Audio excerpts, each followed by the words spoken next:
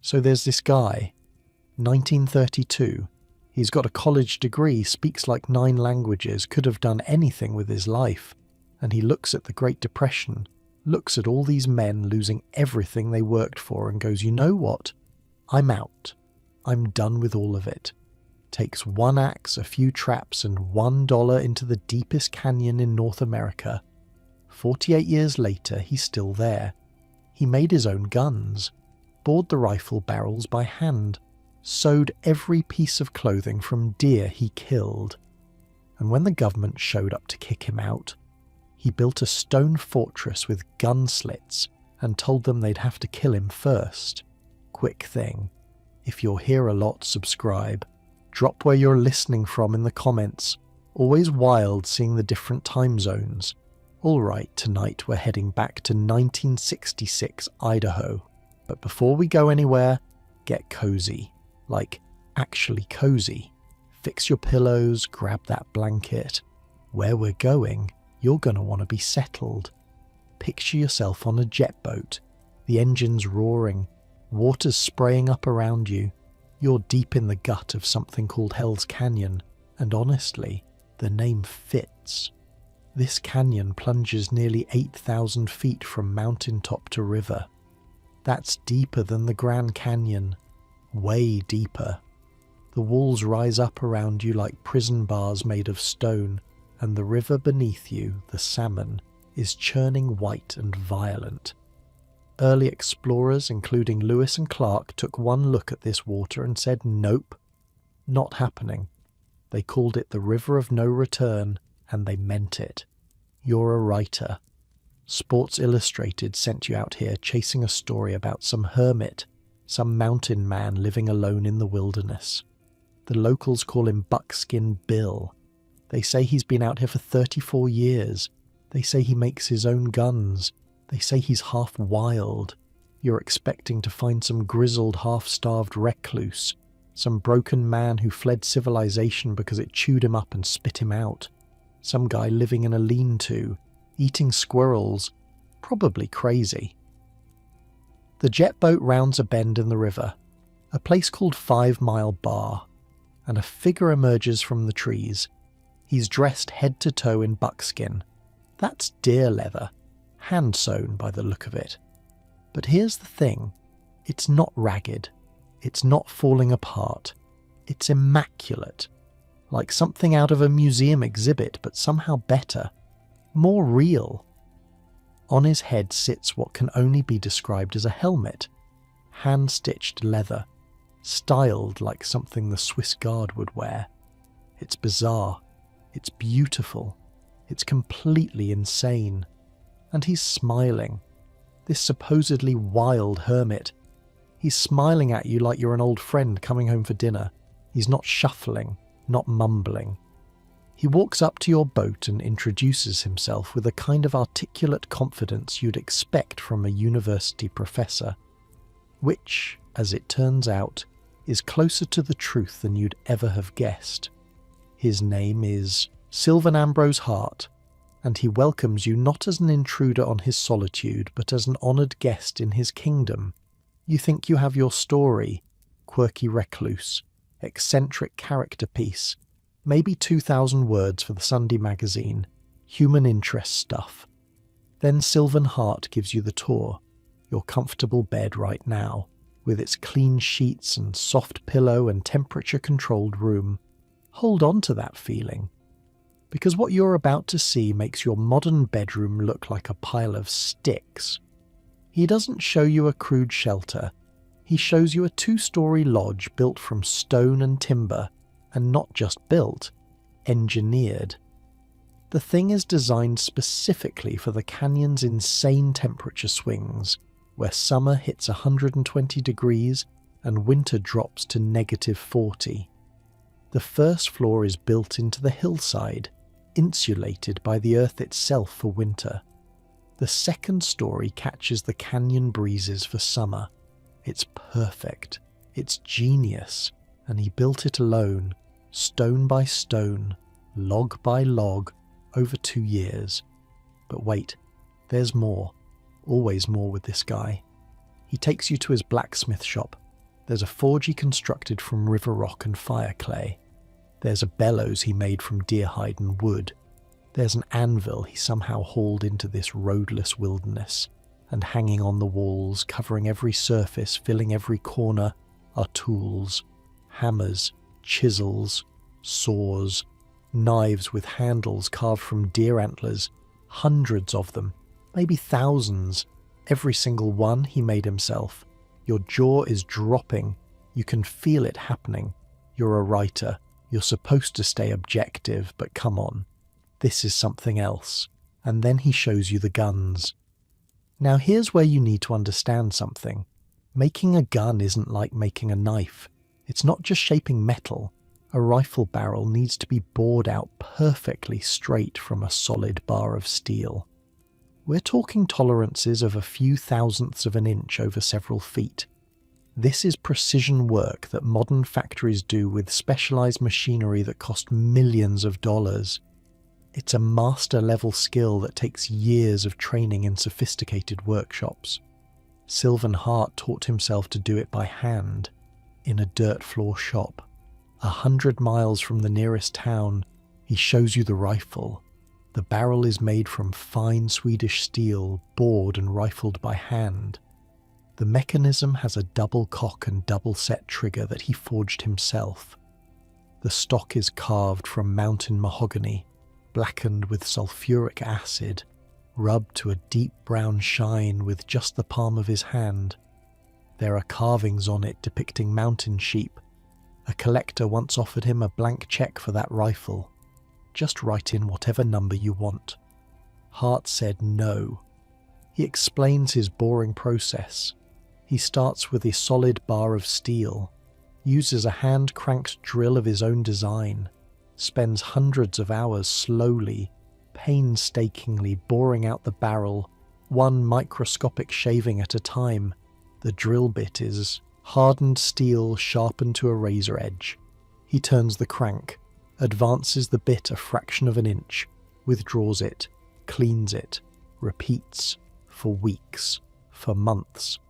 The barrel has to be perfectly straight, or the gun is useless. He checks it constantly, sighting down the bore, measuring with calipers he also made himself. Then comes the rifling, cutting the spiral grooves that give a bullet its spin, even more delicate work. He made a rifling guide, a long rod with cutting teeth arranged in a spiral, passes it through the barrel again and again, cutting a little deeper each time.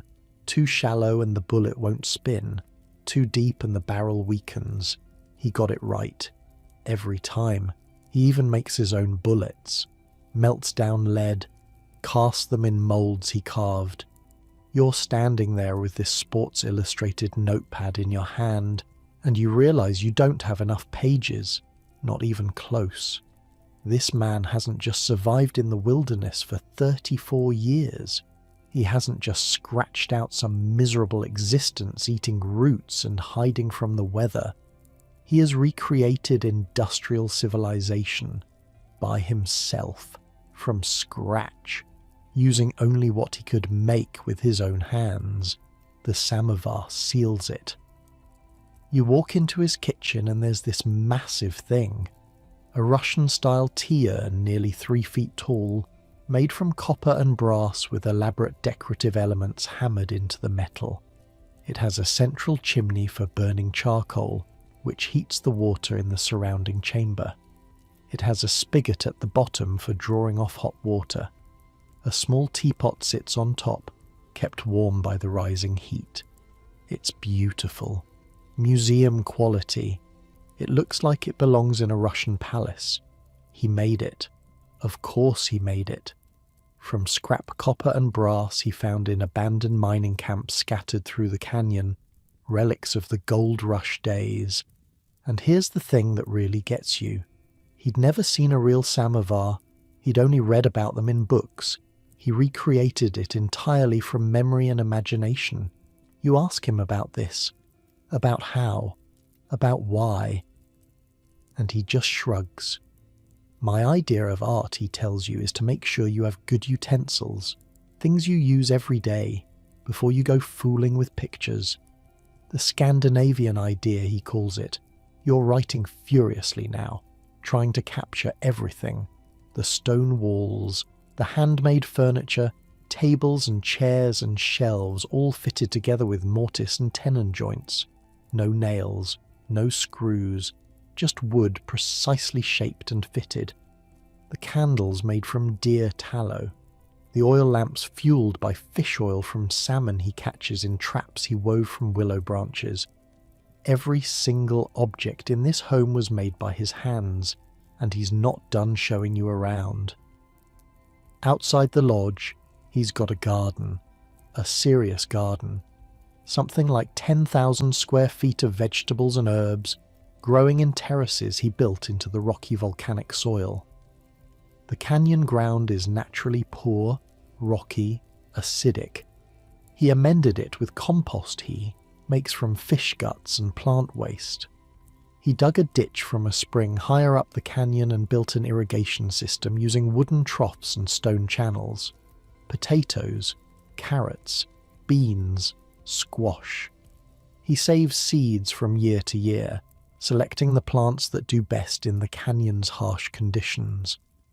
Over the decades, he's developed his own strains, perfectly adapted to this specific place. In a good year, he harvests over 2,000 pounds of potatoes alone. He stores them in a root cellar he dug into the hillside where the temperature stays a constant 45 degrees year-round. He dries beans and corn, makes sauerkraut from cabbage, fermenting it in wooden barrels, preserves fruit in jars sealed with wax. By October, his pantry is full. By April, it's nearly empty. Then he starts again. And that's just the vegetables. There's also the fishing. The salmon river is full of steelhead trout, chinook salmon and sturgeon. Hart built fish traps from woven willow branches, ingenious funnel-shaped devices that let fish swim in but not out. He places them in the eddies and backwaters where fish congregate. During the spring and fall salmon runs, he can catch enough fish in a single day to feed himself for a month.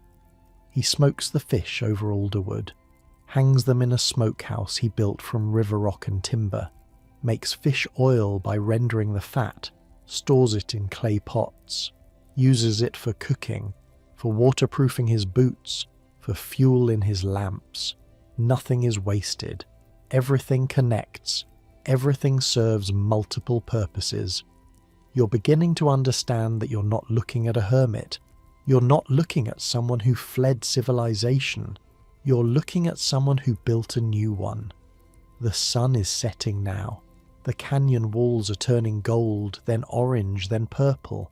The salmon river is black and silver in the fading light. And Sylvan Hart, Buckskin Bill, is serving you tea from his handmade samovar in a cup he forged himself, while sitting in a chair he carved from canyon wood, wearing clothes he sewed from deer he hunted with a gun he made from scratch. You ask him the obvious question, the question everyone asks, why? And his answer changes everything you thought you knew about modern life, about independence, about what one person can actually accomplish when they stop depending on everyone else for everything. But that's not where this story starts. To understand this moment, to understand this man and this place and this impossible achievement, you need to go back. Back to 1932. Back to a time when America was falling apart. Back to a young man standing in the Texas oil fields, covered in grease, watching the world burn, making a decision that would define the next half-century of his life. The Great Depression had its teeth in America's throat. The stock market had crashed 3 years earlier. Unemployment hit 23%. Factories went silent. Farms turned to dust. The American dream felt like a cruel joke told at a funeral. And in the middle of all that chaos, a 26-year-old roughneck named Sylvan Hart looked at the men around him. Men with families. Men broken by debt. Men with that look in their eyes. that quiet desperation, that total dependence on a system that had failed them completely, a system of money and bosses and banks, a system where your life was never really your own. And he made a choice. He was done. Not just with this job, not just with this oil field. He was done with the entire 20th century. He had a different idea of wealth, not money in a bank that could disappear overnight, but skill in his hands that could never be taken away, not a house in a suburb that a bank could foreclose on, but a fortress in the wilderness that was truly his. He wanted to build a life that no stock market crash, no depression, no boss, no bank, no government could ever take from him. So he packed what little he had, headed north, looking for a place so remote, so inaccessible, that the modern world would forget he even existed. He found Hell's Canyon, and for $1, he bought 50 acres of freedom. What happens next is one of the most remarkable survival stories ever lived. Not because he almost died, though he did, several times. Not because the conditions were brutal, though they were, almost unbearably so. But because this educated man with his degree in English and his knowledge of Latin and Greek and half a dozen other languages, this polymath who could discuss Kant and nuclear physics and the fall of Rome, chose to apply every ounce of his intellect to the oldest human challenge there is. Survival, on his own terms, by his own hands, forever. Your pillow is soft right now. Your room is the right temperature. You didn't have to make anything you're touching, wearing, or using. You didn't have to hunt for your dinner or dig your water from a spring or spend months boring a rifle barrel by hand. That's not a criticism. That's just reality. The reality of modern life. The reality that Sylvan Hart walked away from on the day in 1932 when he crossed into Hell's Canyon and started building something extraordinary. The question isn't whether you could do what he did. Almost nobody could. The question is what it means that he did it at all. What it proves about human capability. What it says about the trade-offs we make every day without even thinking about them. But we're getting ahead of ourselves. First, you need to understand what that first winter was like. What it really cost him. What almost broke him, and how the worst 47 days of his life forged the man who would become a legend. The winter of 1932 to 33 was one of the coldest on record in Idaho, and Sylvan Hart arrived at 5 Mile Bar with an axe, a few traps, a head full of books, and absolutely no idea what he was getting into. 1932, Texas, oil country. The whole state smells like crude and sweat and desperation. The Depression's been grinding America down for 3 years now and everybody's feeling it. Banks closing, farms foreclosing, 1 in 4 men can't find work. The ones who can are holding on with both hands, terrified of what happens if they let go. Sylvan Hart's working the oil fields, roughneck work, brutal stuff. You're out there in the sun, covered in grease, muscles screaming, and for what? Pennies. Just enough to keep going another day. But here's the thing about Sylvan. He's not like the other guys on the rig. Most roughnecks back then, they're uneducated. Farm boys, drifters, men who ended up in the oil fields because there was nowhere else to go. And that's fine. Nothing wrong with that. Hard work is hard work. Sylvan Hart has a degree in English from McPherson College in Kansas. He studied petroleum engineering at the University of Oklahoma. Didn't finish the graduate program, but still. The guy's educated, and not just educated. He taught himself languages. We're talking Latin, Greek, German, Russian, French, Spanish, Portuguese, Norwegian, Swahili, out there in the Texas oil fields. A guy who can read ancient Greek and speak Swahili, hauling pipe under the summer sun because the economy collapsed and there's nothing else. Think about that for a second. You're lying in your comfortable bed right now, probably within reach of a phone that has access to every book ever written. Sylvan Hart memorized entire languages for fun, learned them from books he borrowed or bought with whatever money he could scrape together. And now he's working alongside men who can barely sign their own names, doing the same back-breaking labour, earning the same nothing wages. He watches the other workers, really watches them. Men with wives, kids, mortgages, men who did everything right, worked hard, saved money, played by the rules, and now they've got nothing. The bank took the house, the factory closed, the farm dried up and blew away. These men built their whole lives on a system, and the system failed. Just stopped working one day. And there wasn't a damn thing any of them could do about it. Sylvan sees this. He sees the desperation in their eyes, the way they flinch when they hear about another bank closing, the way they talk about their families with this edge of panic they can't quite hide. And something clicks. These men are dependent, completely dependent, on bosses who can fire them, on banks that can fail, on stores that can run out of food, on a whole web of systems and institutions that can collapse at any moment for reasons nobody understands. They don't know how to feed themselves without a grocery store, can't clothe themselves without a factory, can't shelter themselves without a construction company, can't defend themselves without a police force.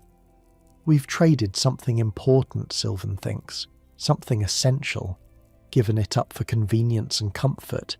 He can't do anything for himself. Modern man, he realizes, is like a baby, helpless without his systems, his supply chains, his civilization. And when that civilization breaks down, when the gears stop turning, he's got nothing. Sylvan Hart decides, right there in the Texas heat, surrounded by the smell of oil and the sound of desperate men, that he's not going to be one of them. He's not going to spend his life depending on systems that can fail, on money that can become worthless, on jobs that can disappear. He's going to learn how to do everything himself, build everything himself, become completely, totally, utterly independent, not as a hobby, not as a side project, as his entire life. He needs land, somewhere remote, somewhere the modern world can't reach him, somewhere he can disappear and build something real. He heads north. Idaho's got wilderness, real wilderness, not parks with ranger stations and gift shops. We're talking millions of acres where no roads go, where no people live, where you can walk for weeks without seeing another human being. He finds it on the banks of the Salmon River, a place called 5 Mile Bar, 50 acres of rocky ground at the bottom of Hell's Canyon. The canyon's a monster, 8,000 feet from mountaintop to river in some places, the deepest river gorge in North America. The walls are ancient granite, folded and twisted by forces that were old when dinosaurs were young. The river itself is a churning nightmare of white water and rapids. Lewis and Clark took one look and turned around, called it the River of No Return. The nearest town is 40 miles away, and there's no road. You walk, or you don't go. Sylvan buys the whole 50 acres for $1. $1. That's what freedom costs in 1932, if you're willing to work for it. He arrives in late fall. Bad timing. The worst possible timing, actually.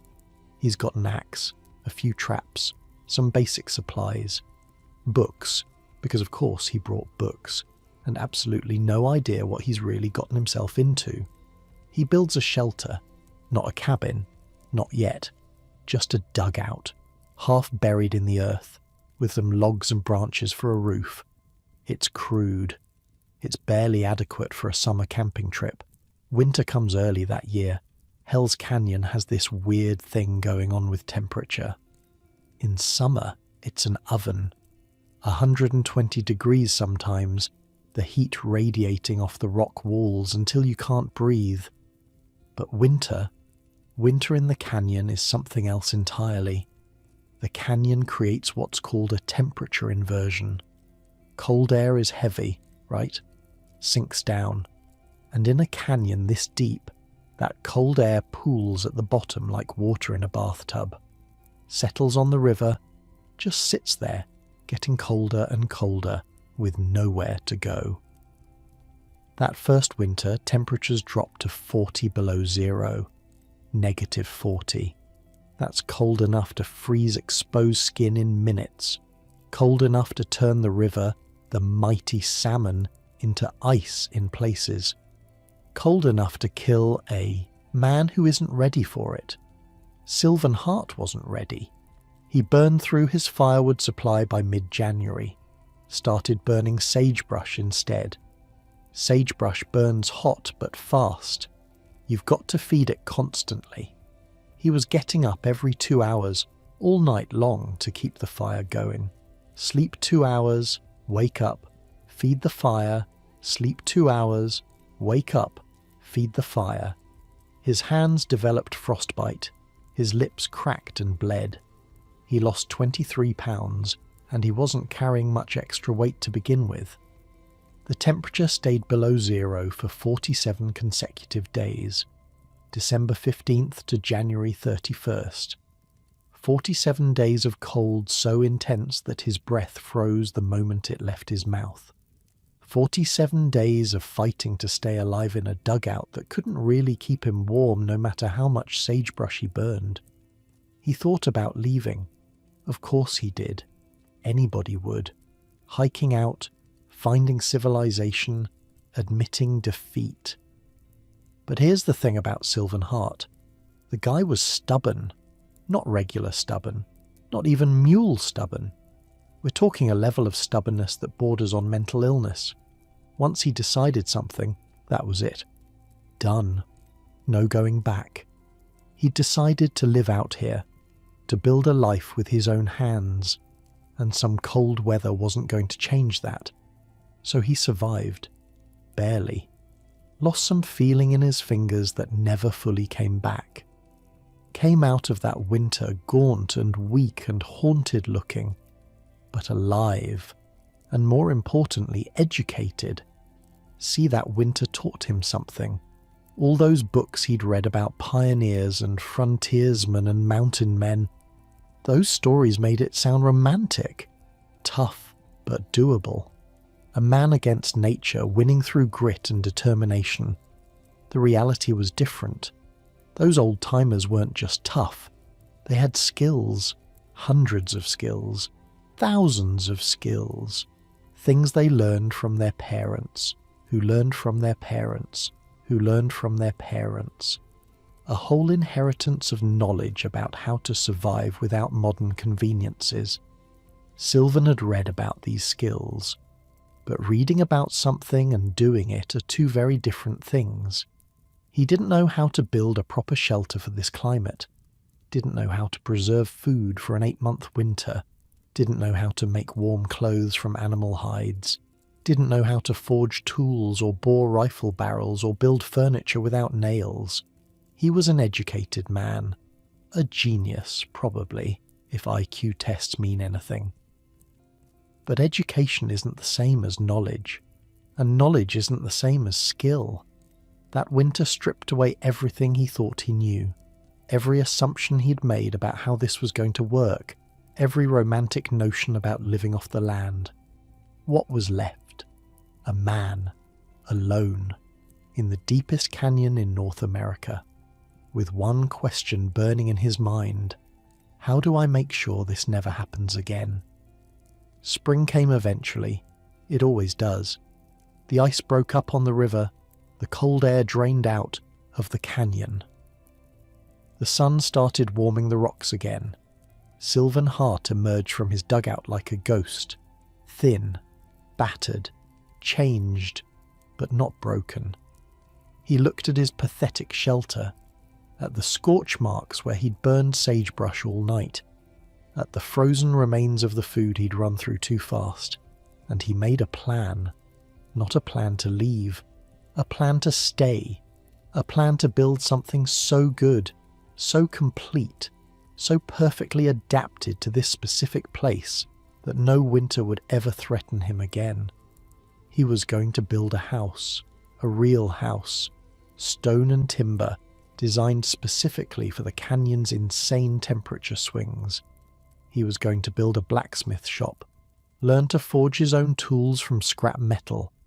He was going to plant a garden, figure out how to grow food in this rocky, acidic soil. He was going to hunt, fish, trap, learn every edible plant in the canyon, learn how to preserve meat and vegetables for the long winter. He was going to make his own clothes, tan his own leather, sew his own buckskin, and eventually he was going to make his own guns, from scratch. Because a man without a good rifle in this country is a man waiting to die. All of it. Every skill he'd read about, every technique the old mountain men knew. He was going to learn it, master it, improve it, starting now. The construction took 2 years. Just the house. 2 years of quarrying stone from the canyon walls, felling timber with his axe, hauling everything to the building site on his back because there were no roads, no pack animals, just one man and his determination. He mixed mortar from river sand and lime he burned from limestone deposits he found upstream, notched each log by hand, chinked the gaps with moss and clay. The design was clever. First floor built into the hillside, insulated by the earth itself. That would be his winter quarters. The dirt walls stayed a constant temperature, cool in summer, relatively warm in winter. Less firewood needed, less chance of freezing to death.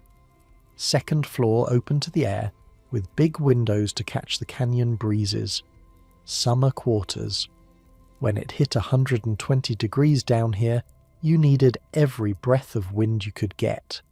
2 stories, stone foundation, timber frame, all of it done by one man with hand tools over 2 years. And that was just the beginning. The blacksmith shop came next. This was the key to everything. With a forge, he could make tools. With tools, he could build anything. He found an anvil. Don't ask me how. Probably some abandoned mining equipment from the gold rush days. The canyon was full of that stuff. Rusty picks and broken saws and chains that nobody wanted anymore. In Sylvan's hands, that junk became treasure. He built the forge from river rock and fire clay, constructed a bellows from deer hide stretched over a wooden frame. When he pumped it, air rushed into the forge and the temperature climbed high enough to work steel.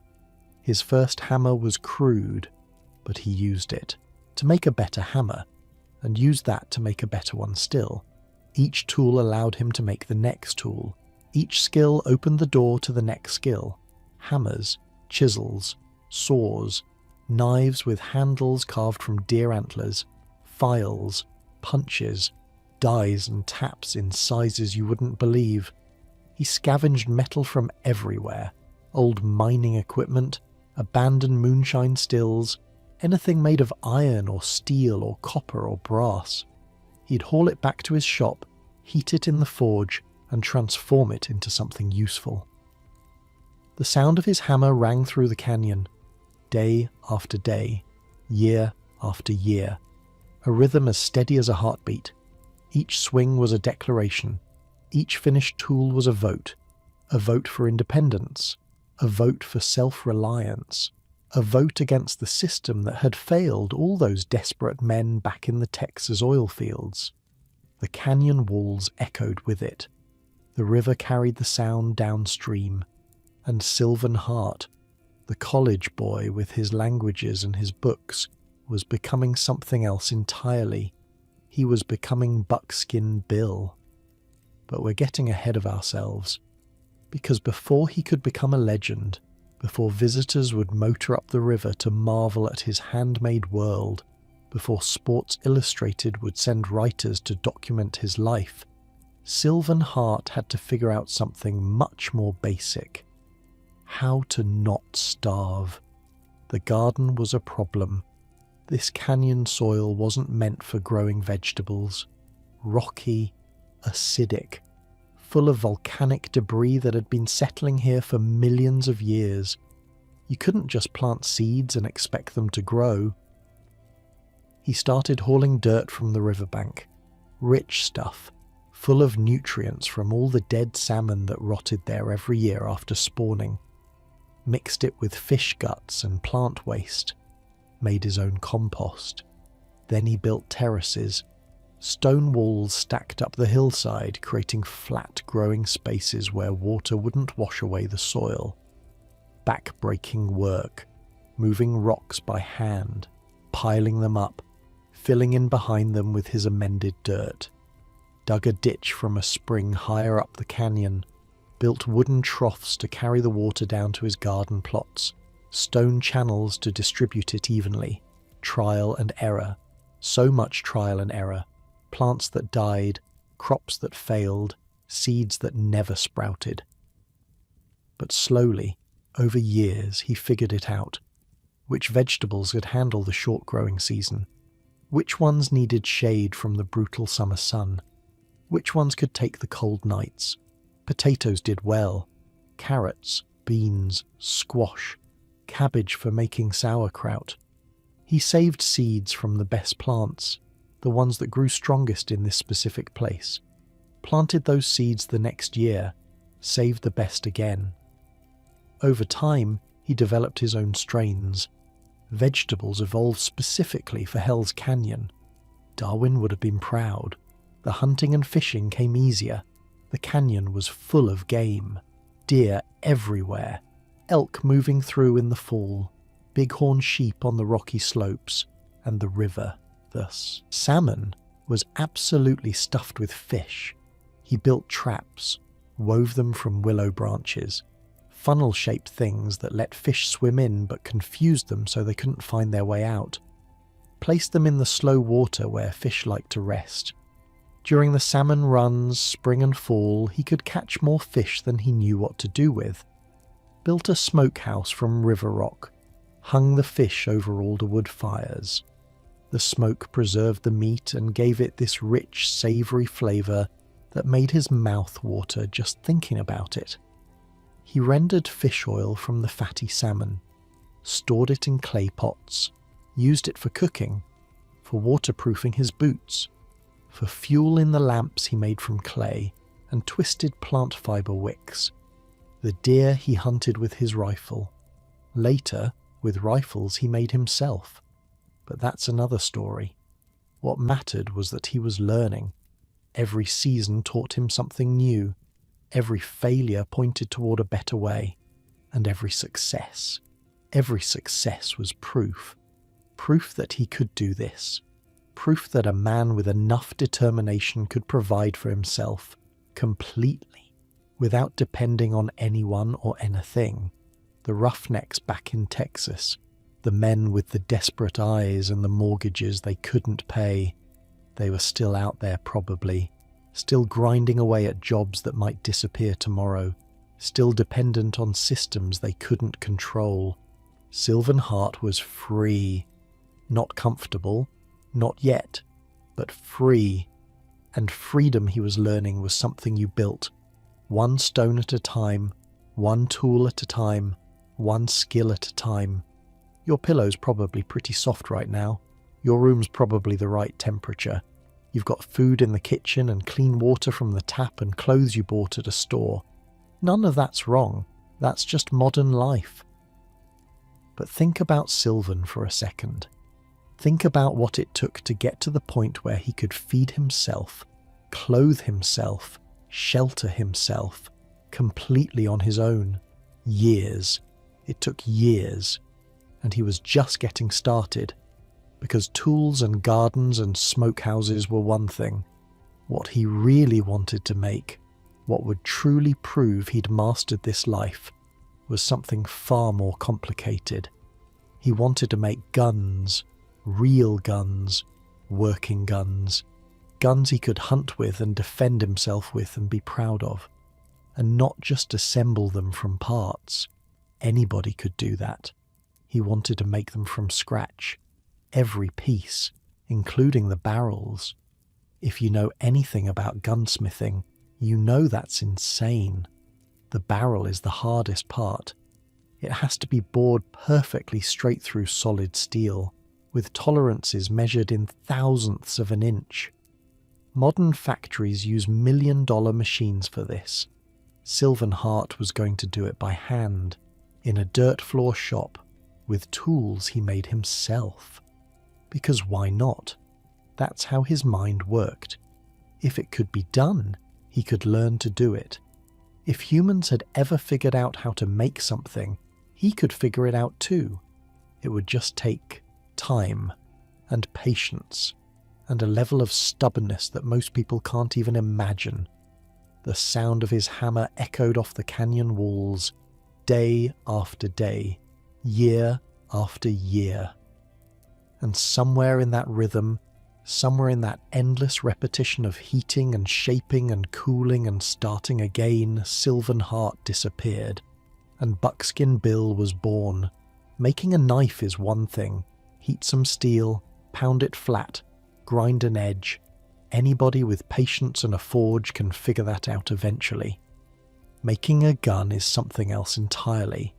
A gun has dozens of moving parts that have to work together perfectly.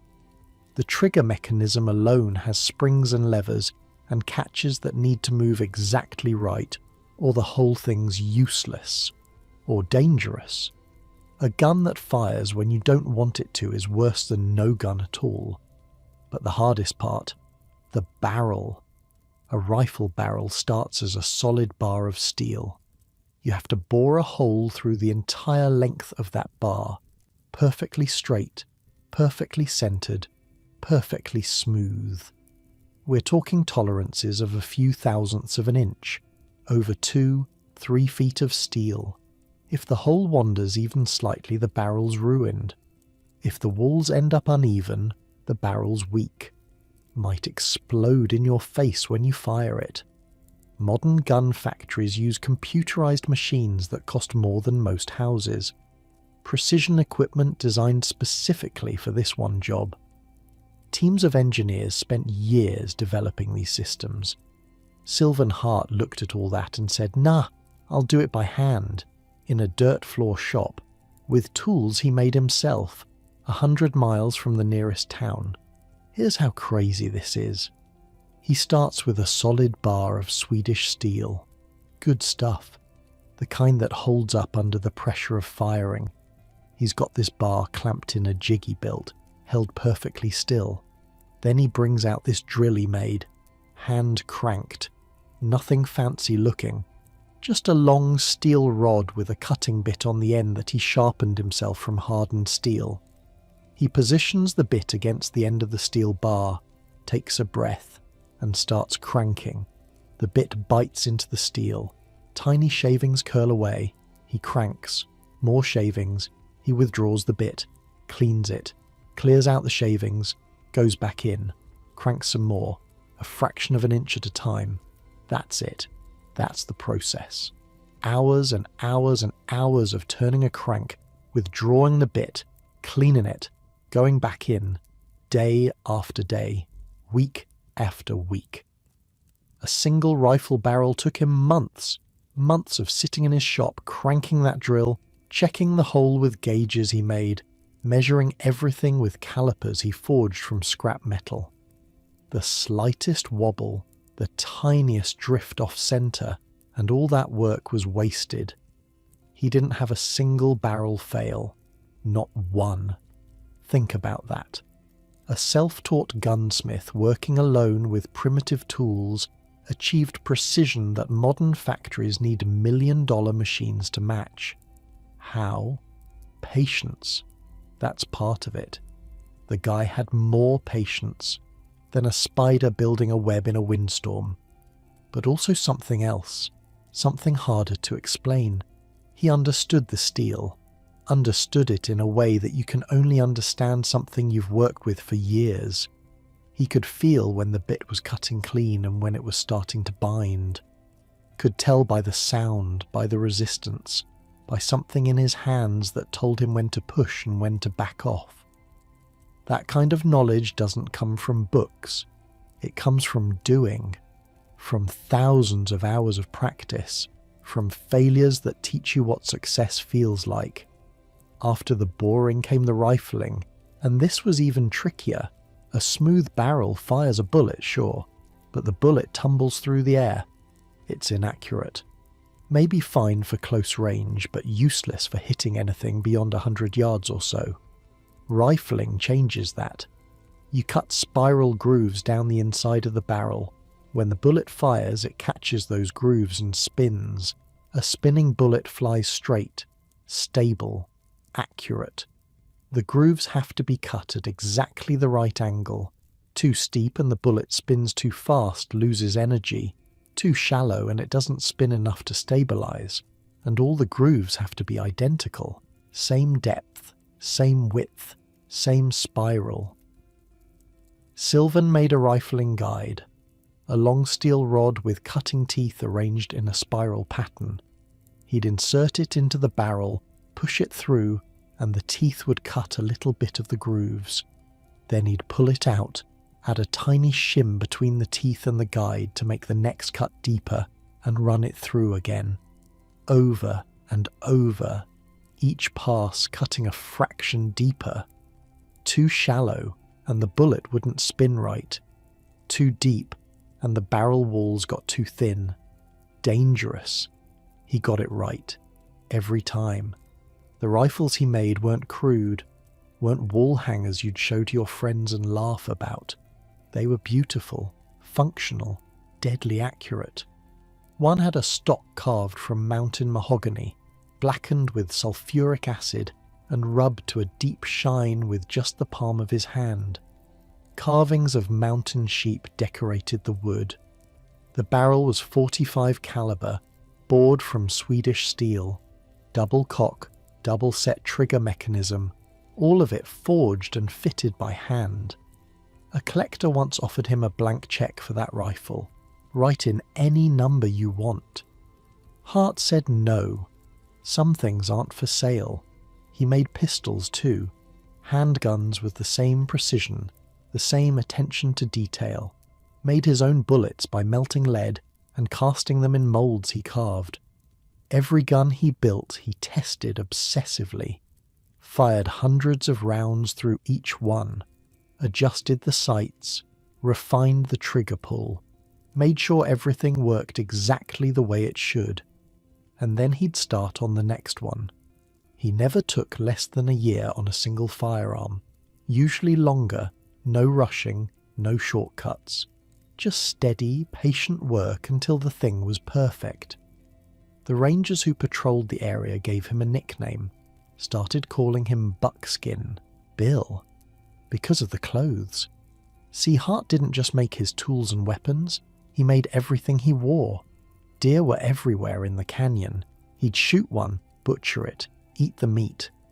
But the hide, that was valuable. Too valuable to waste. Most people, if they tan a deerskin at all, they do it with the smooth side out.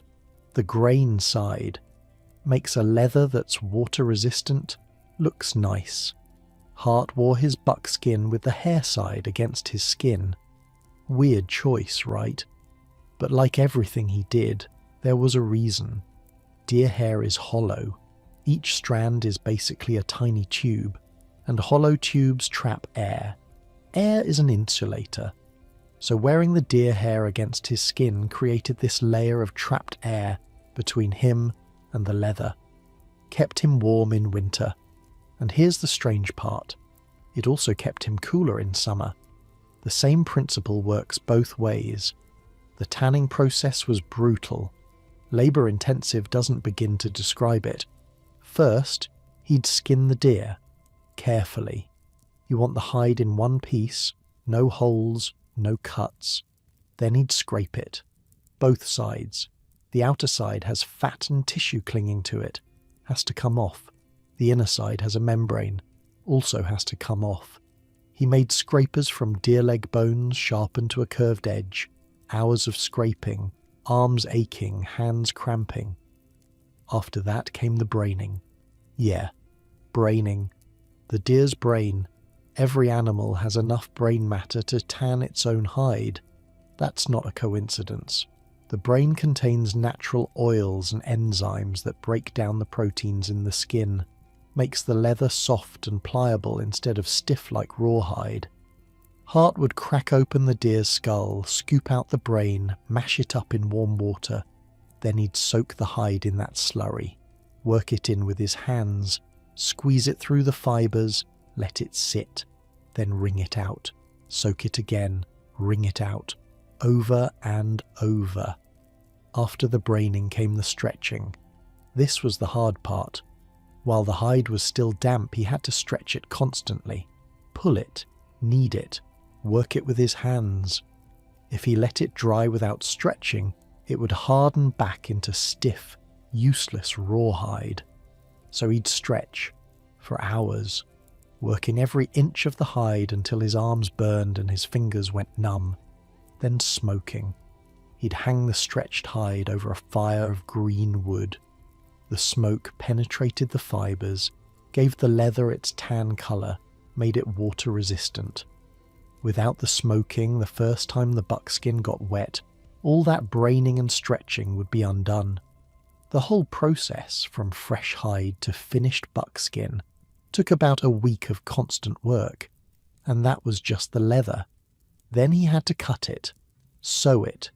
He used sinew for thread, tendons from the deer, dried and split into fine strands, stronger than any commercial thread, and when sinew gets wet, it swells.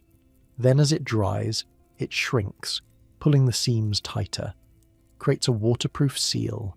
He hand-stitched everything, shirts, pants, moccasins, gloves, even that crazy Swiss Guard helmet that became his trademark.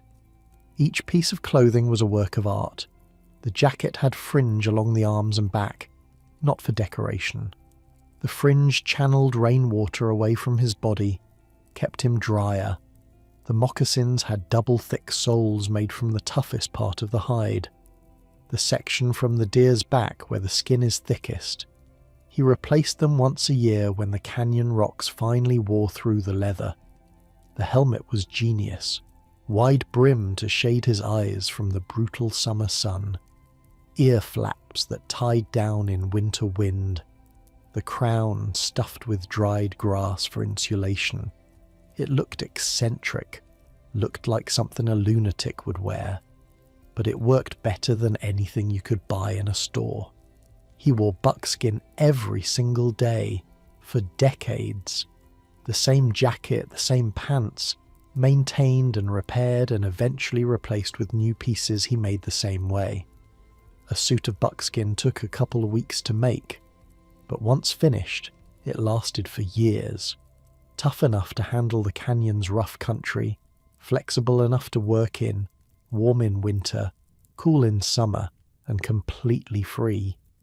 Well, free if you don't count the labour, which Hart didn't. Labour was just how you spent your days. It wasn't something to avoid. It was the whole point. The routine emerged over years. Seasons shaped his life the way they shaped everything in the canyon. Spring was planting time, getting the garden going, repairing whatever winter had damaged, the river running high with snowmelt, fish starting to move.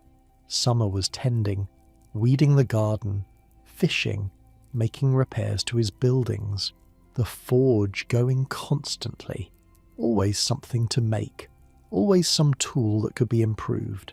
Fall was the frantic season, harvesting everything from the garden, smoking fish, jerking venison, drying beans and corn, fermenting cabbage into sauerkraut, stocking the root cellar, cutting firewood.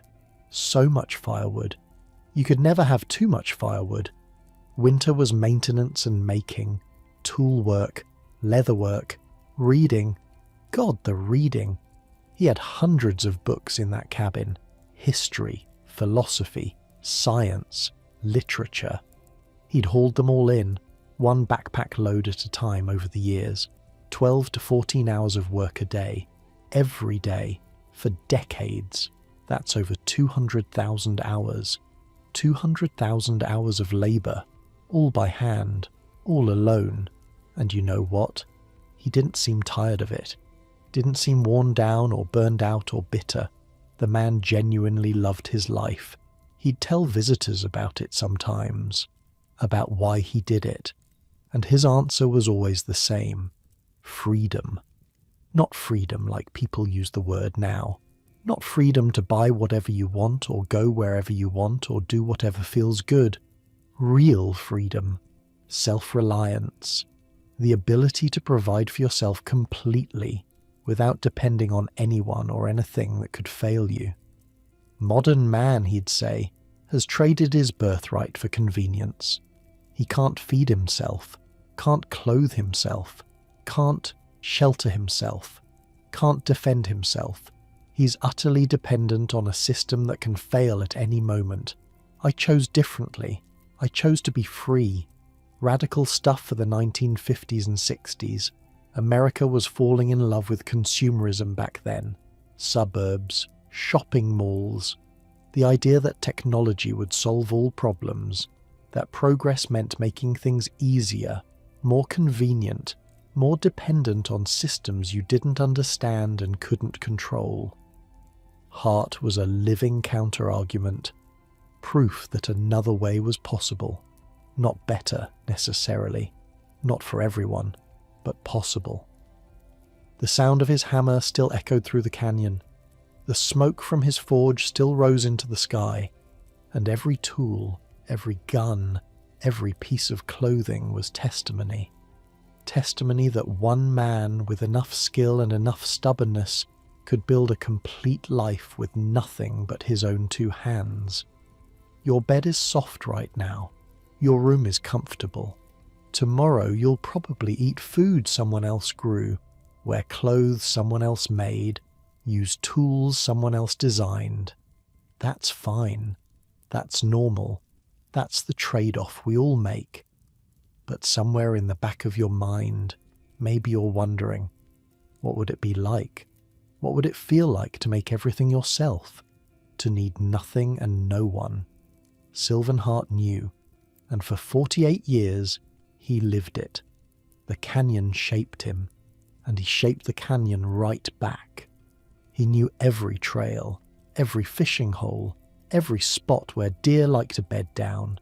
He knew which plants were edible, which were medicinal, which would kill you, knew the weather patterns, could read the sky and tell you what was coming 3 days out. Rattlesnakes were everywhere in summer, coiled in the rocks, waiting. He learned to watch where he put his hands, where he stepped, learned to listen for that dry buzz that meant back away slowly. Black bears roamed the canyon, mountain lions too. He respected them, gave them space. They generally left him alone, but he always carried one of his handmade pistols when he went out, just in case. The river was the real danger. The salmon was unpredictable. Flash floods could raise the water level 10 feet in a matter of hours. He'd watch the weather upstream, watch the river level, know when to move to higher ground. Spring of 52, a massive flood swept through, carried away trees, boulders, anything in its path. Hart watched from his lodge as the water rose to within 50 feet of his front door. His garden was underwater, his fish traps destroyed, but the lodge held. Built high on the hillside, built smart. When the water receded, he just started rebuilding. That's what you did out here. You didn't complain. You didn't wait for help. You rebuilt. Winter of 49 was the other bad one. A blizzard buried his cabin under 6 feet of snow, trapped inside for 3 weeks. He rationed his food, burned furniture for warmth when the firewood ran low, read the same books over and over because he couldn't get to his library. When the snow finally melted enough to dig out, he was gaunt, weak, but he survived. He always survived. And there were moments that made it worth it. Moments that no tourist would ever see. The way the light hit the river at dawn, turning the water to liquid gold. The stars on clear winter nights, so bright and so many they actually cast shadows. Herds of elk moving through in fall, silent and majestic. The cry of an eagle echoing off the canyon walls. These were his rewards, his payment for all that labour. He made music too, carved flutes from river cane, played them in the evenings, the sound drifting over the water, sang folk songs in multiple languages. Terrible singer by all accounts, voice like a rusty gate. But he sang anyway, because he could, because no one was around to complain. He was alone, but not lonely. That's something most people don't understand. There's a difference. Alone is a physical state. Lonely is an emotional one. Hart had his work, his books, his music, his thoughts, a life of the mind in the heart of the wilderness. The forge was his meditation. The rhythmic hammering cleared his head. Let him think. Let him be. And slowly, over years, word started to spread.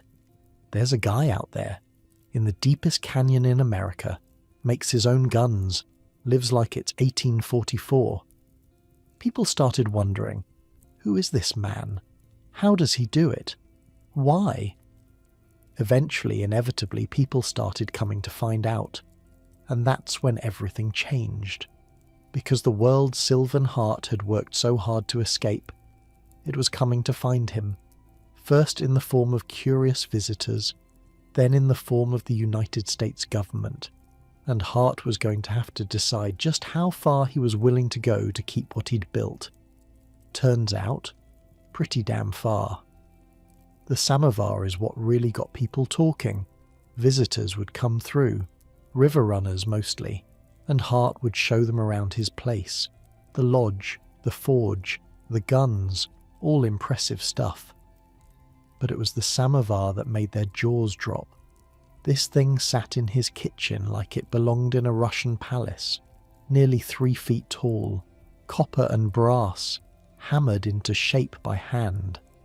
Elaborate decorative elements worked into the metal, curves and flourishes that looked like they came from some European craftsman's workshop.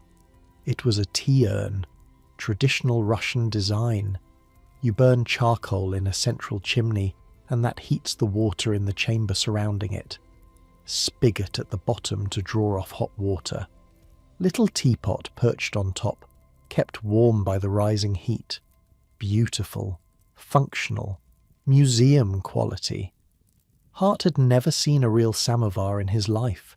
He'd read about them, in books, descriptions of how they worked, what they looked like, how the different parts fit together, and from those descriptions, from words on a page, he recreated the whole thing from memory and imagination.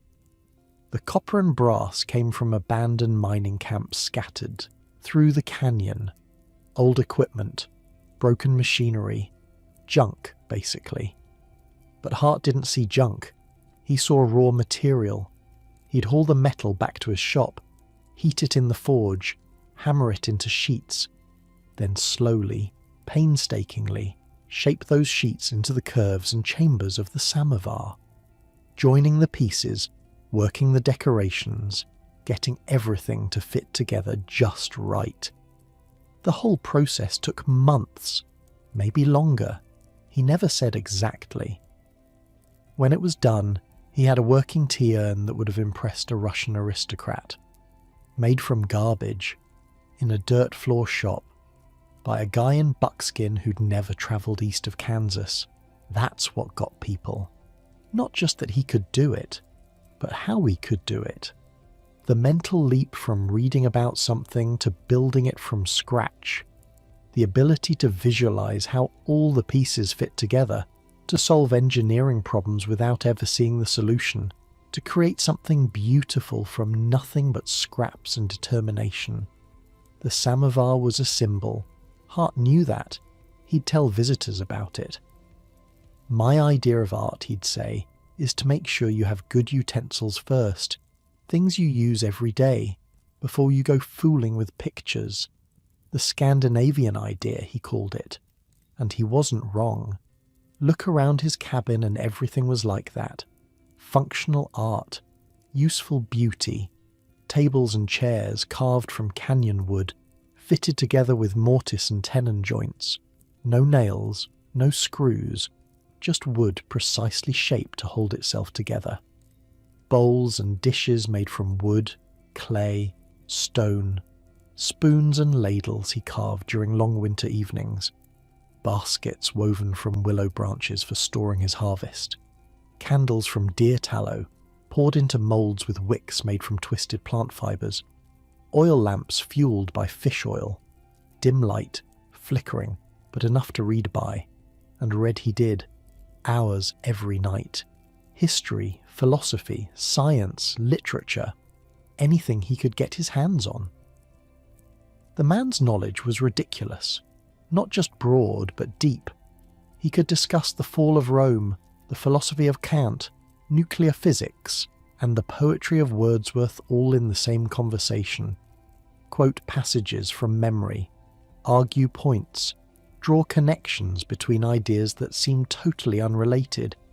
He knew geology because he had to, needed to identify the right stone for building, the right ore for smelting. He knew metallurgy because he had to. Different metals behave differently under heat and stress. Get it wrong, and your tools break. Your guns explode. He knew botany, which plants were edible, which were medicinal, which would grow in his garden, which would kill you. He knew animal behaviour, had to, if he wanted to hunt successfully. He knew hydrology, designed that irrigation system from the spring to his garden, understood how water moved, where it collected, how to channel it. He knew architecture, built structures that could handle temperature swings from -40 to 120 degrees. He knew chemistry. Tanning hides requires chemistry. Preserving food requires chemistry. Making gunpowder requires chemistry. He knew ballistics, made guns that shot straight. That's physics, math, engineering all rolled together. And on top of all that practical knowledge, he had the books, the philosophy, the history, the literature. He wasn't some uneducated mountain man who got lucky.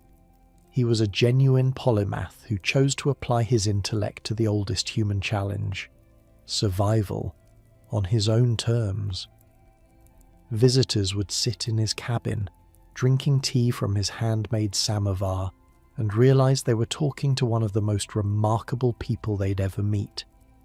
This guy in buckskin, with the wild beard and the strange helmet, was smarter than most college professors, more skilled than most craftsmen, more self-sufficient than anyone they'd ever imagined. And he'd chosen this life on purpose. The only time Hart left the canyon was during World War II. 1942. Pearl Harbor had happened a few months before. America was mobilizing. Every able-bodied man was either enlisting or getting drafted. Hart hiked out of his canyon and volunteered. Think about that for a second. This guy had spent a decade building a life specifically designed to be independent from civilization, had rejected the modern world completely, and when that world went to war, he walked 40 miles through wilderness to sign up. The military rejected him. Doctor found he had an enlarged heart, not fit for combat, but they didn't send him home. They sent him to a Boeing plant in Kansas, put him to work on something called the Norden bomb sight. Now, if you don't know what the Norden bomb sight was, here's the short version. It was basically the iPhone of World War II military technology, the most sophisticated targeting computer ever built, a mechanical brain that could calculate where bombs would land based on altitude, airspeed, wind drift, and a dozen other variables. The Allies thought it would win the war, thought it would let them bomb targets with surgical precision from high altitude. They guarded the plans like they guarded nuclear secrets. Bombardiers took oaths to protect it with their lives. If a plane went down in enemy territory, crews were supposed to destroy the bomb site before anything else. And Sylvan Hart, the mountain man from Hell's Canyon, spent 3 years working on it. The guy who bored rifle barrels by hand in a dirt floor shop was suddenly helping build the most complex mechanical device of the war. His metalworking skills, his precision, his ability to understand how parts fit together. All of it was useful. He never talked much about those years, just said the work was interesting, the people were decent. But the whole experience reminded him why he'd left in the first place. Because here's the thing about war. It's the ultimate expression of everything Hart hated about modern civilization. Massive systems, huge bureaucracies, individual people reduced to cogs in machines they don't understand, your life controlled by forces beyond your comprehension. The bomb site was brilliant technology. Hart appreciated that. But what was it for? Dropping bombs on cities, killing people who'd never done anything to him personally. All in service of governments and ideologies and systems that would happily grind up millions of lives to achieve their goals. The war ended. Hart walked away from Boeing without looking back, returned to his canyon, to his forge and his garden and his handmade life. The experience hadn't changed his philosophy, it had confirmed it. By the mid-50s, Hart had perfected his world. The lodge was complete. The blacksmith shop was humming. The garden produced enough food to last through the 8-month winters. He had guns, tools, clothes, everything he needed. He was completely self-sufficient, completely free. And then the outside world came knocking. 1956. The US Forest Service, riding the wave of the new environmental movement, announced plans to designate a huge chunk of central Idaho as a primitive area, including Hart's home at 5 Mile Bar. Primitive area. Sounds nice, right? Protected wilderness, no development, nature preserved for future generations. There was just one problem. The designation came with a rule: no permanent human habitation. After 24 years of back-breaking labour, after building a lodge and a forge and a garden and an irrigation system, after making his own guns and clothes and tools, after surviving winters that would have killed most men, after creating something that nobody else on Earth could have created, the government wanted to kick him out, turn his home back into empty wilderness, pretend he'd never been there at all.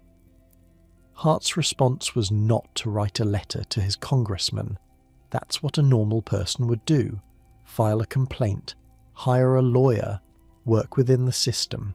Hart wasn't a normal person. He started building a tower, 3 stories tall, stone like his lodge, narrow slits for windows, positioned to command a perfect view of the river. The only practical approach to his property: gun slits. That's what those windows were. Not for looking out, for shooting through. He was building a fortress. The rangers started hearing about it. Some of them had been friendly with Hart, would stop by when they patrolled the area, drink tea from his samovar, listen to his stories. Now they were hearing he was building a gun tower and stockpiling weapons, and telling anyone who'd listen that they'd have to kill him to get him out. He wasn't bluffing. At the same time, Cold War paranoia was running hot. Nuclear annihilation felt like a real possibility. People all over America were building bomb shelters in their backyards. Hart built one too, but not like the suburban versions with their thin concrete walls and 2 weeks of canned goods. He blasted his shelter out of solid rock, used dynamite he bought on one of his rare trips to town, spent months drilling holes, setting charges, hauling out rubble. The shelter could hold several people, had shelves for food and water, a ventilation shaft to the surface. This wasn't a precaution. This was preparation. For war. Against his own government, if it came to that. The man who'd rejected civilization, who'd walked away from everything modern life offered, was now preparing to fight to the death to keep what he'd built. Eventually the Rangers came, motored up the Salmon River, faces grim. They'd seen the tower, heard the threats, come to assess the situation. What they found changed everything. They saw the lodge, the craftsmanship, the genius of the design. They saw the forge, the tools, the guns Hart had made with his own hands. They saw the garden, the irrigation system, the root cellar packed with preserved food. They saw a man who wasn't breaking any laws, who was living in harmony with the land, who wasn't hurting anyone or anything. And they saw the tower, the gun slits, the absolute unshakable determination in his eyes. This wasn't some crazy hermit squatting on public land. This was a sovereign individual, a king in his own kingdom, a man who had built something remarkable and would die before he let anyone take it away. The Rangers made a decision, a wise decision probably, definitely the practical one. They backed down. The area got its wilderness designation, but an exception was made. Sylvan Hart could stay, could live out the rest of his days in the home he'd built with his own hands. The tower was never fired in anger, never had to be, but it stood there anyway, stone and determination, a statement to anyone who might think about messing with Buckskin Bill. Some things aren't for sale, some things aren't negotiable. Hart had drawn a line, and the United States government for once had decided not to cross it. Your bed is warm right now, comfortable, safe. Nobody's going to come take it away from you. But think about what it would feel like to build something with your own hands over decades, only to have someone in an office somewhere decide it wasn't yours anymore. Think about what you'd be willing to do to keep it. Sylvan Hart knew exactly what he was willing to do, and he made sure everyone else knew too. That's not paranoia, that's not craziness, that's freedom, the real kind, the kind you have to be willing to fight for. The standoff revealed something important about Hart, something most people missed when they heard the story. He wasn't antisocial, wasn't hiding from people, wasn't some damaged soul who couldn't function around other humans. He was anti-dependence. Big difference.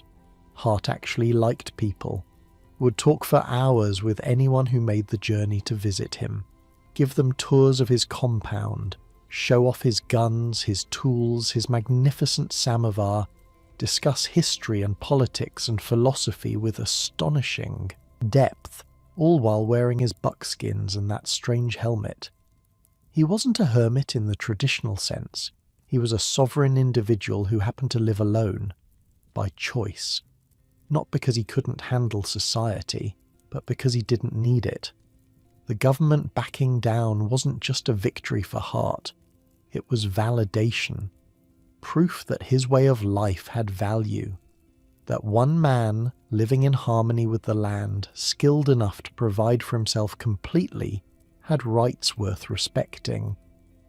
The Rangers who'd come to assess the situation ended up becoming regular visitors, would stop by on patrol, share a cup of tea, talk about the canyon, the wildlife, whatever was on their minds. They respected him. Hard not to once you saw what he'd built. Word spread through the Forest Service. There's this guy out in Hell's Canyon, makes his own guns, built his own house, faced down the whole agency and won. Some people thought he was crazy. Some thought he was a hero. Most just thought he was interesting. a living relic of a world that had mostly disappeared. Hart didn't care what they thought. He had his home, his work, his freedom. That was enough. The tower stood there for the rest of his life, never used for its intended purpose, just a statement, a reminder, this is mine, I built it, and I'll defend it. After the confrontation, life settled back into its rhythm. Seasons came and went. The garden grew, the forge rang, the river flowed. Hart was in his 50s now, still strong, still sharp, but starting to feel the years in his bones. Winter mornings were harder, the cold seeped deeper, took longer to shake off, didn't slow him down much, just made him more careful, more deliberate. He'd developed routines over the decades, efficient patterns for everything he did. Rise with the sun, check the weather, the river, the garden. Breakfast simple, venison jerky, dried fruit, tea from his samovar, eaten standing, already planning the day's work, and there was always work. Spring meant planting and repairing winter damage. Summer meant tending the garden, fishing, maintaining the buildings. Fall was the frantic race to harvest and preserve and prepare. Winter was tool-making and leatherwork and reading by the dim light of his fish oil lamps. He worked in blocks, 2 hours at the forge, an hour in the garden, 3 hours on whatever construction project needed attention, an hour of hunting or checking traps. Switching tasks kept him fresh, kept the fatigue at bay. A man working alone can't afford to burn out. There's nobody to pick up the slack. He estimated he worked 12 to 14 hours a day, every day, for decades. Not because someone made him, not because he was chasing money or status or approval, because the work was the point. Modern people, Hart thought, had it backwards. They worked jobs they hated to buy things they didn't need to impress people they didn't like. Then they called the free time left over their real life. Hart's work was his real life. Every swing of the hammer, every seed planted, every hide tanned, every gun bored, it was all him, all his. He wasn't trading his time for money so he could buy manufactured happiness. He was building his life directly, hour by hour, day by day, year by year. That's why he never seemed tired of it, never seemed bitter or burned out. The work wasn't taken from him, it was added to him, making him more, making his world bigger and richer and more complete. Visitors would ask him about loneliness. Wasn't it hard being alone all the time? Didn't he miss people? Hart would shrug. There's a difference, he'd say, between being alone and being lonely. Lonely is when you need something you don't have, when there's a hole in your life that other people are supposed to fill. Hart didn't have that hole. His life was full of work and purpose and beauty, full of the satisfaction that comes from making things with your own hands, full of the peace that comes from knowing you can handle whatever comes. He had his books for intellectual companionship, had the animals of the canyon for company, the deer that wandered through his property, the eagles that soared overhead, the fish in the river, and increasingly he had visitors, river runners floating past, rangers on patrol, journalists who'd heard the legend and come to see for themselves. The world was changing out there. The 60s were coming. Counterculture, environmentalism, a generation questioning everything their parents had built. And suddenly, this old man in buckskin didn't seem so crazy anymore, seemed almost prophetic. A man who'd seen the problems with modern life decades before anyone else, who'd found a solution and lived it. The rafters started coming in bigger numbers. The Salmon River was becoming a destination. Whitewater adventure, wilderness experience, disconnect from civilization for a few days. And right there on the river, at 5 Mile Bar, was the ultimate disconnection. A man who'd been off the grid since before there was a grid. Hart could have hidden from them, stayed in his cabin when the rafts floated by, guarded his solitude jealously. Instead, he did the opposite. He became a tourist attraction, would stand on his porch as the rafts approached, wave them over, offer tours of his compound, show off his creations, talk their ears off about everything from hide tanning to nuclear physics. He'd found something unexpected in his later years. An audience, all that knowledge, all those skills, all that philosophy. He'd spent decades developing it alone. Now he had people to share it with, and they listened. God, did they listen. Who wouldn't? Here was a man who'd actually done what most people only fantasized about. Left it all behind, built something real, lived on his own terms. He wasn't just surviving out here, he was thriving, happy, fulfilled. Maybe that was the most radical thing of all. Not the tower or the guns or the confrontation with the government. Just a man, alone in the wilderness, happy. That's what stuck with people. That's what they talked about when they got home. That's what made the legend grow. Buckskin Bill, the last of the mountain men, the guy who figured out something the rest of us are still trying to understand. Your pillow's soft. Your blankets are warm. You've probably got a phone within arm's reach that connects you to everyone you've ever known. Hart had none of that, and he was fine. Better than fine. Makes you wonder, doesn't it? What we're really chasing. What we actually need. Hart knew his answer. Lived it for 48 years. The rest of us are still working on ours. The rafters loved him. Couldn't get enough. They'd pull their boats up to the sandbar at 5 Mile Bar, and there he'd be, waiting on his porch, that ridiculous helmet on his head. Buckskin's immaculate despite decades of wear. Beard going red at the sides, white at the chin, straw-coloured at the tip, and he'd wave them over like old friends. Come on up, let me show you around. The tours became legendary on the river.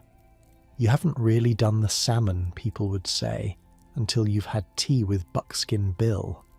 He'd start with the lodge, point out the construction details, how he'd quarried the stone, notched the logs, designed the whole thing for the temperature extremes. Visitors would run their hands over the walls, trying to wrap their heads around it. One man, hand tools, 2 years, then the forge.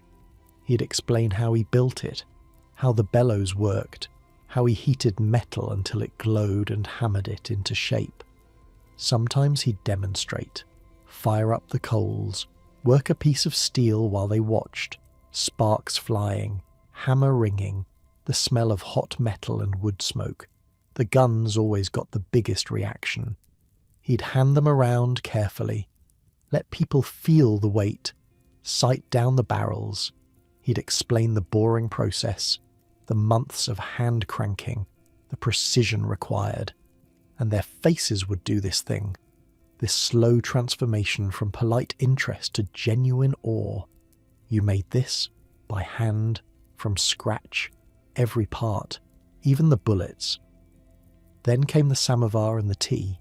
He'd serve them in cups he'd forged himself, seated in chairs he'd carved, and he'd talk. God, could that man talk. History, politics, philosophy, science, whatever was on his mind. He'd hold court like some wilderness professor, jumping from topic to topic, making connections nobody else would see. The fall of Rome and modern agriculture, nuclear physics and frontier survival, Kant's categorical imperative and how to tan a hide. People would sit there, tea going cold in their hands, just listening, forgetting they had a river to run, forgetting time was passing. He had opinions on everything, strong ones, would share them freely whether you asked or not. The Vietnam War was heating up in the 60s. Hart had thoughts, plenty of thoughts, would corner visitors, and explain exactly what was wrong with the whole enterprise, not from a political angle, from a practical one. Systems, he'd say. It's always systems. Massive systems trying to control things they don't understand. Governments, armies, bureaucracies, all of them grinding up individual people to serve goals those people never agreed to. Same thing that happened in the oil fields during the Depression. Same thing that happens everywhere civilization gets too big for its britches. He wasn't bitter about it, more bemused, like he was watching children make the same mistakes over and over and couldn't understand why they didn't learn.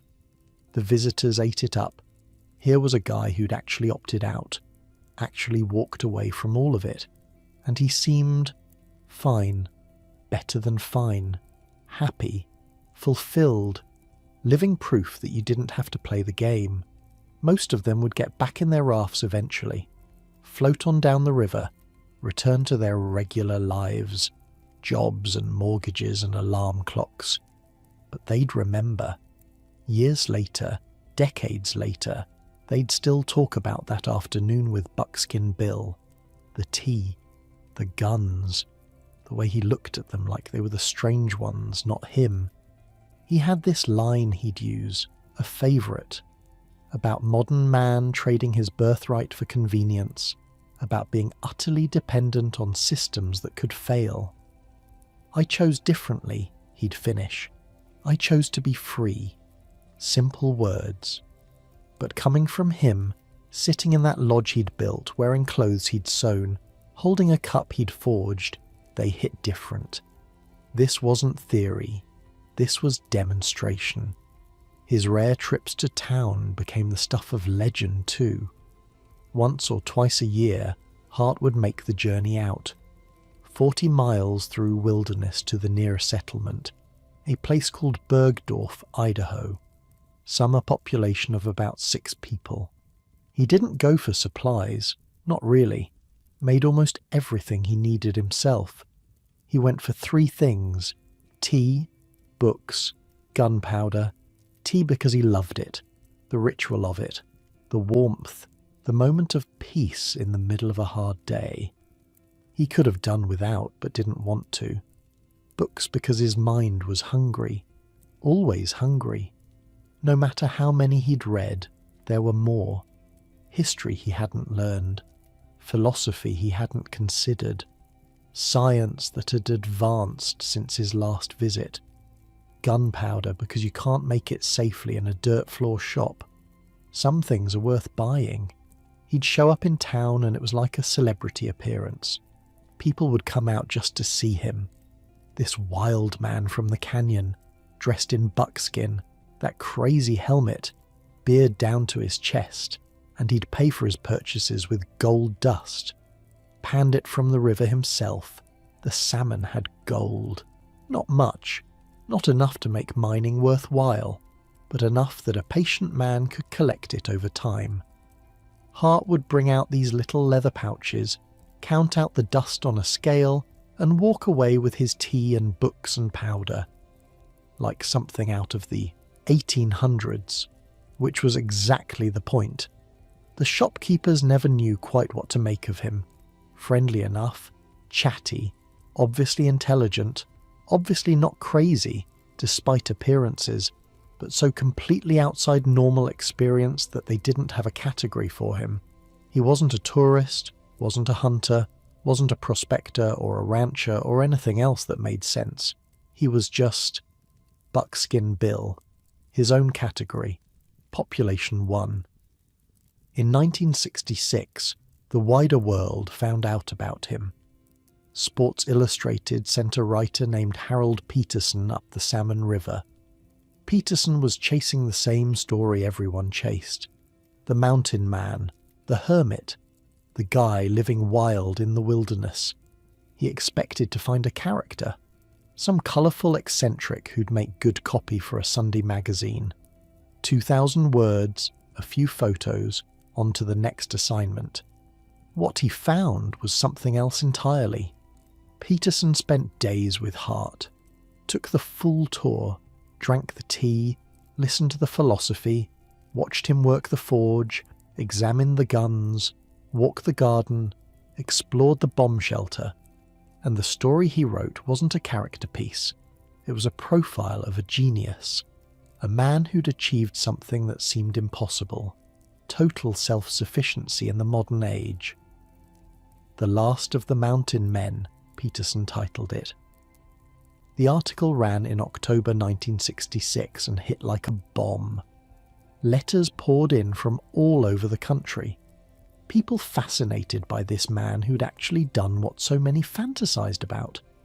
Actually walked away. Actually built something real.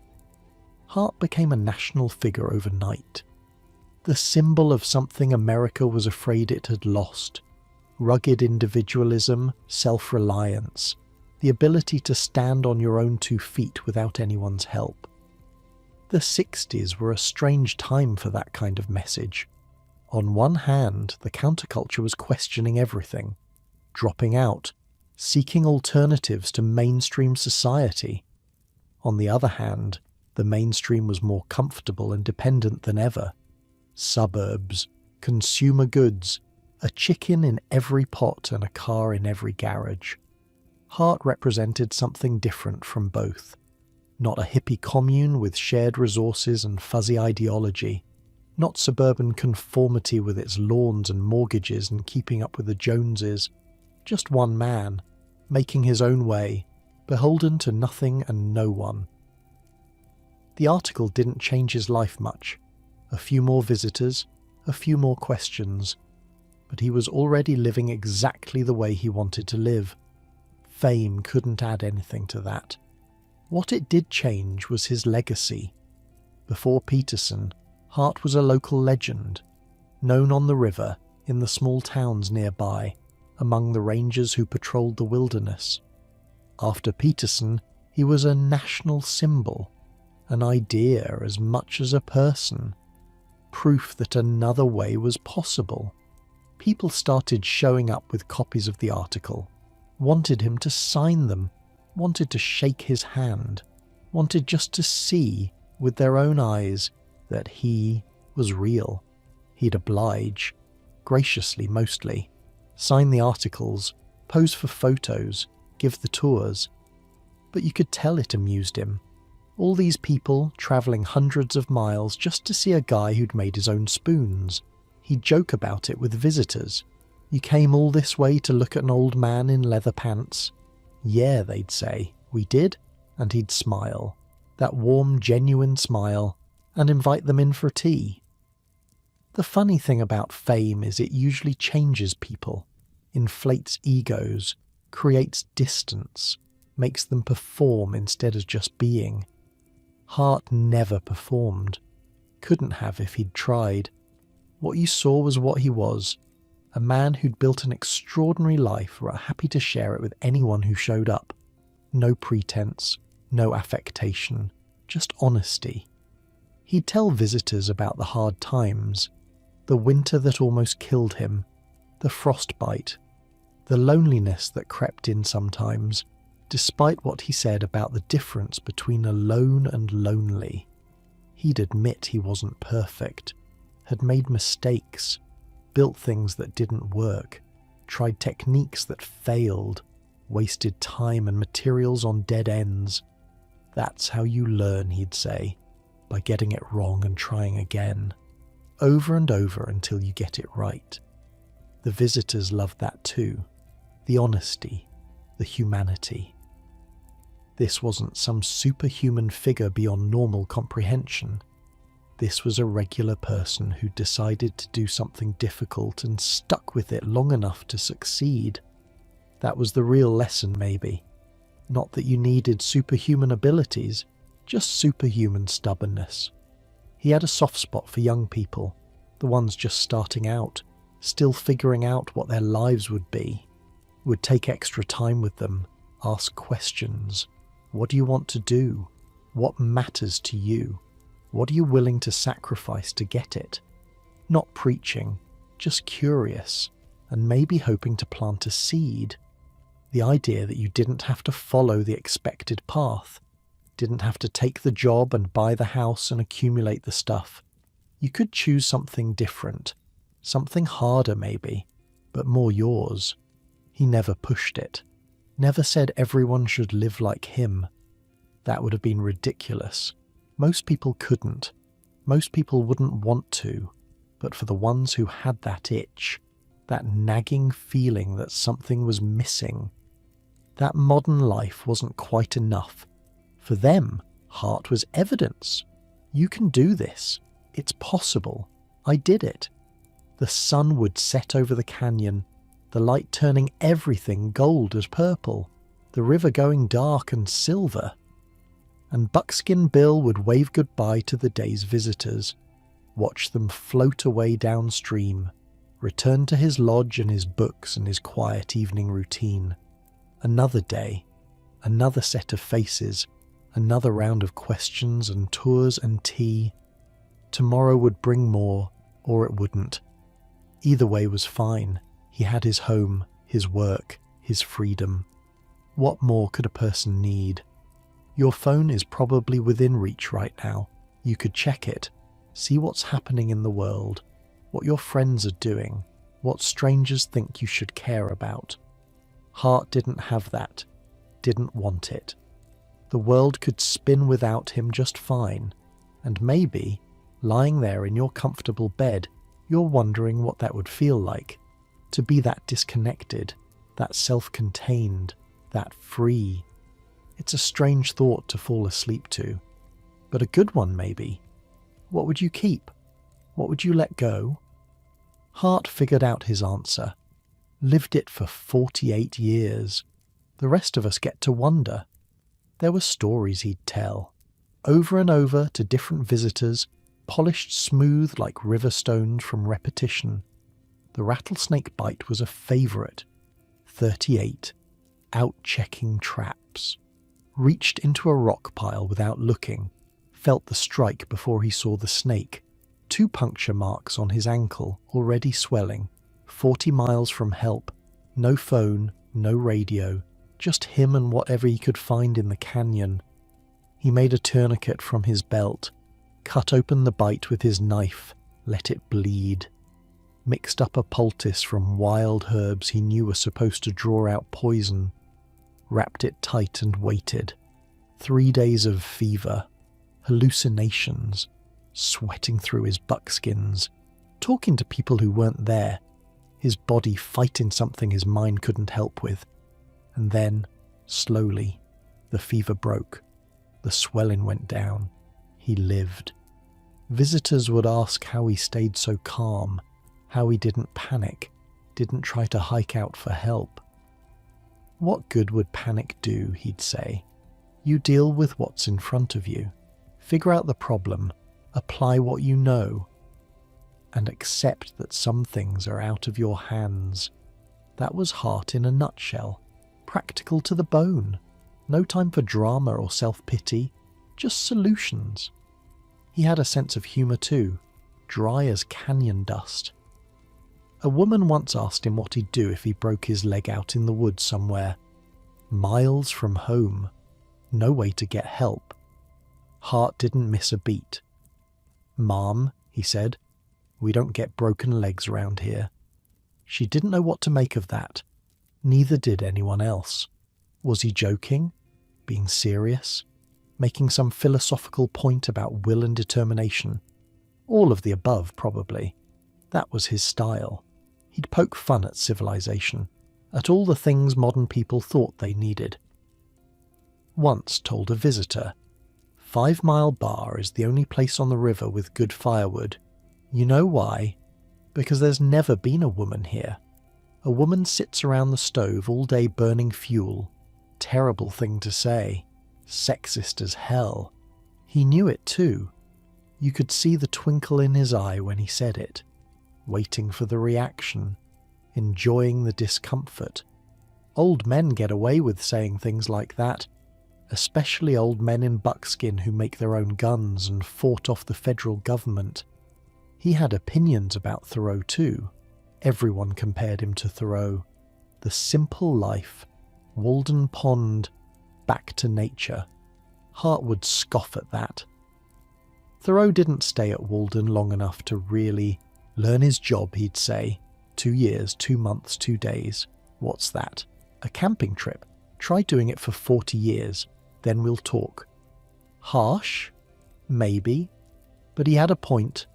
Thoreau was experimenting, trying something out, always knowing he could go back to civilization whenever he wanted.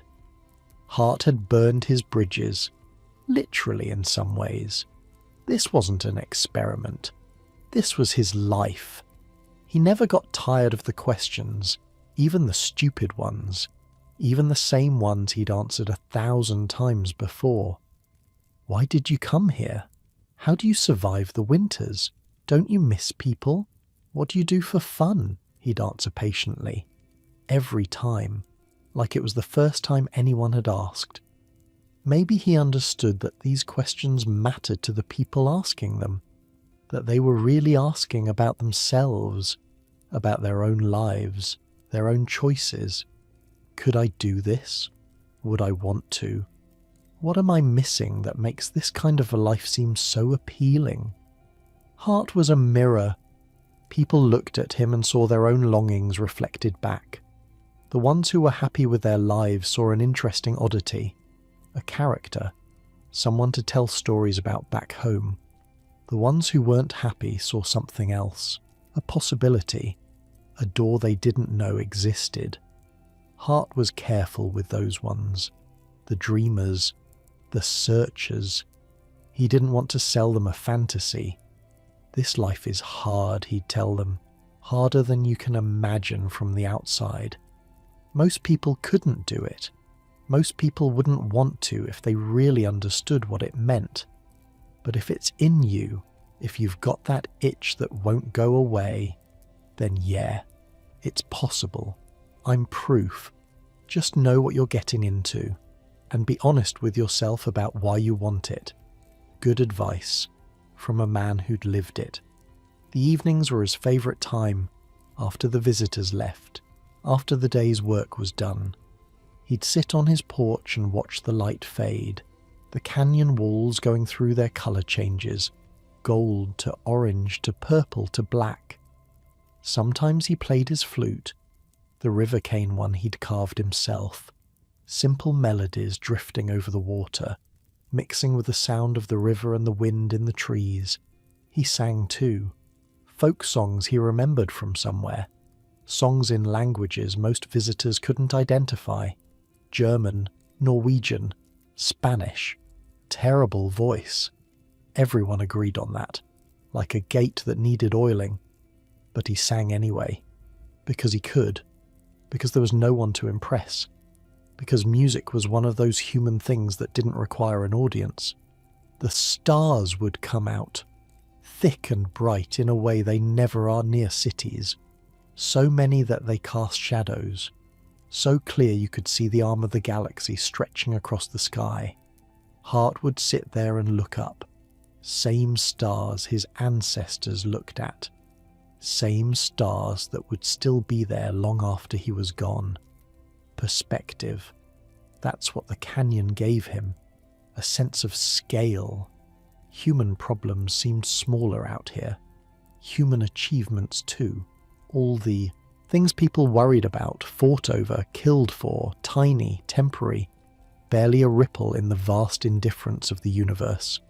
But that wasn't depressing. It was freeing. You didn't have to matter to the universe. You just had to matter to yourself. Hart mattered to himself.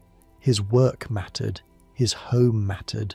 The life he'd built stone by stone, tool by tool, skill by skill. That was enough. More than enough. The river kept flowing. The stars kept turning. And Buckskin Bill kept living his impossible, improbable, perfectly ordinary, extraordinary life. One day at a time, one task at a time, one cup of tea at a time. Your eyes might be getting heavy now, your thoughts starting to drift. That's okay. Let them drift. Think about the canyon, the dark water, the stone walls rising up, the stars above. Think about a man sitting on his porch, playing a flute he carved himself, perfectly at peace.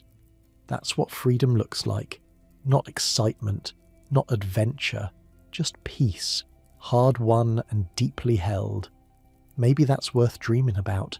The years kept passing, the way they do. Hart turned 60, then 65, then 70. The canyon didn't care. The river kept flowing. The seasons kept turning. Winter still came hard and stayed long. His body felt it now. The cold mornings were harder, took longer to get moving.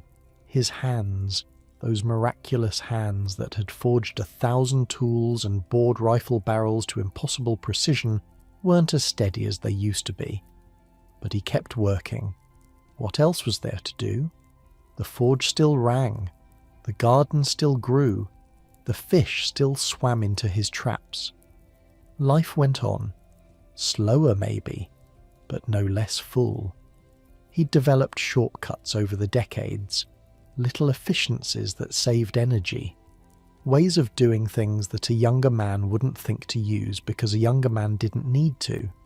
He'd learned to let gravity do more work, positioning things so they'd roll or slide where he needed them instead of carrying, using leverage instead of brute force, working smarter because he couldn't always work harder. That's what experience gives you. Not just knowledge, but wisdom.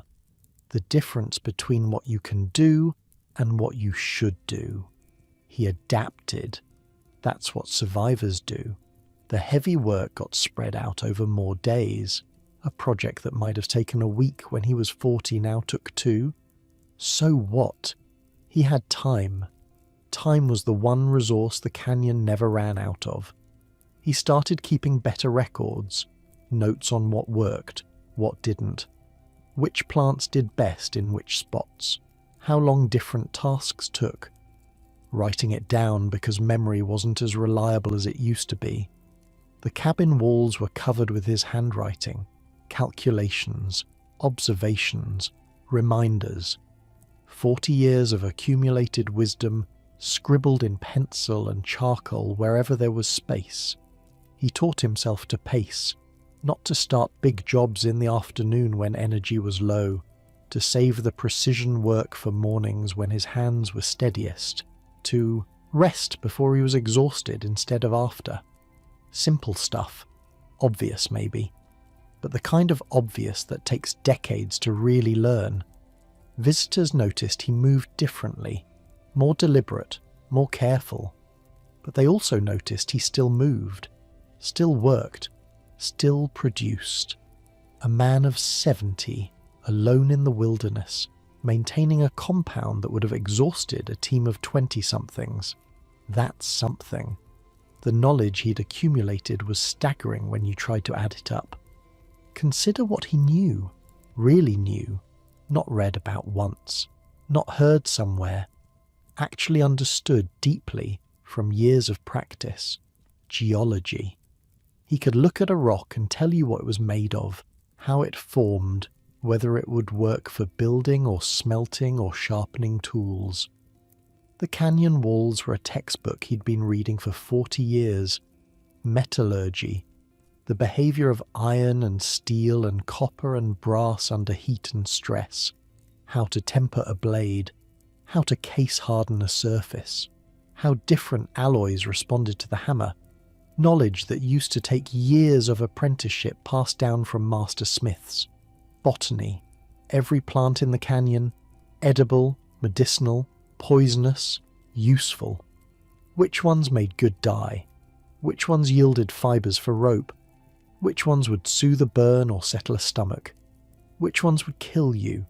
Zoology, animal behaviour, migration patterns, bedding habits, how to read tracks, how to predict where game would be and when. The difference between hunting and just walking around in the woods hoping to get lucky. Hydrology, water flow, erosion patterns, where springs emerged and why. How to divert water, store it, use it.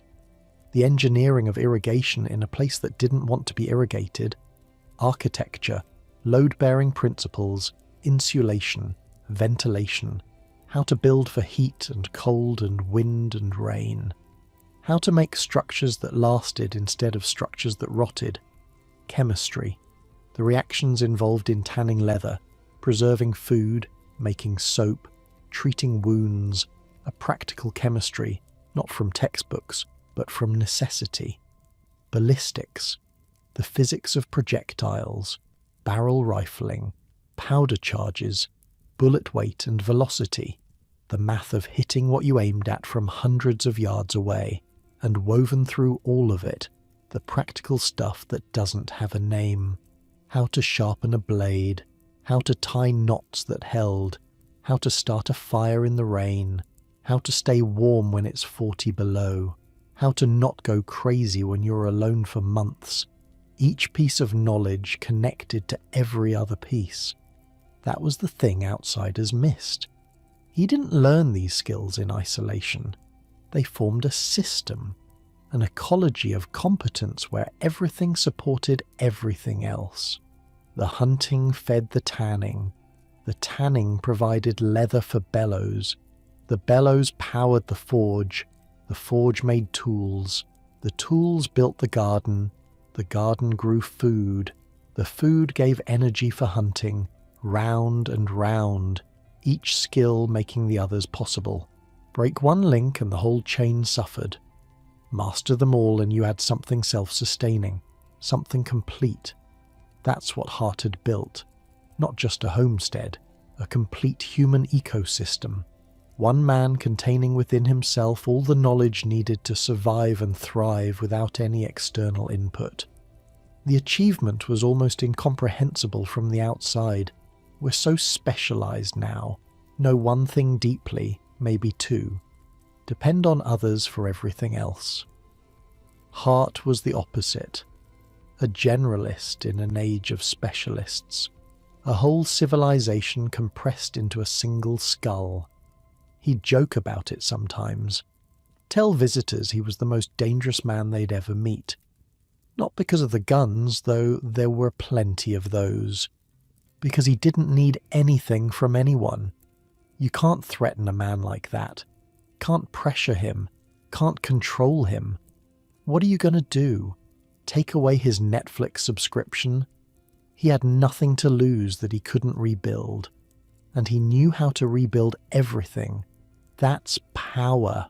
Real power. Not the kind that comes from money or position or connections. The kind that comes from competence so deep it can't be taken away.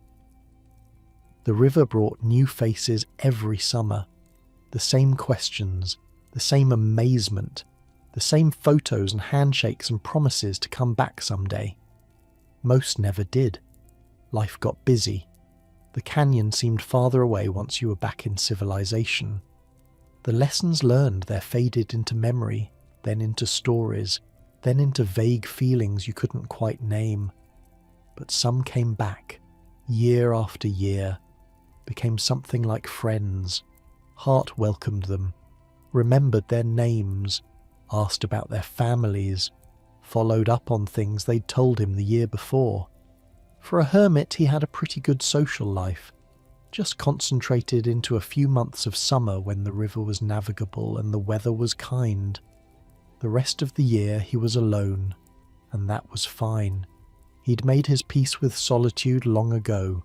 Winter was the test, always had been. But it was different now. When you're young, winter is an enemy to fight. You rage against the cold, push through the short days, count the weeks until spring like a prisoner counting days until release.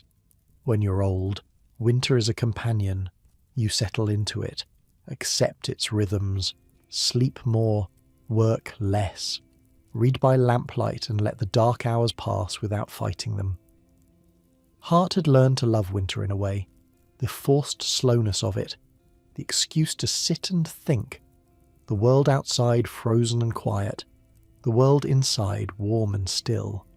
He'd spend whole evenings just watching the fire, not reading, not planning, just watching the flames dance and listening to the wood pop and letting his mind wander wherever it wanted to go. Memories mostly, the oil fields, his family.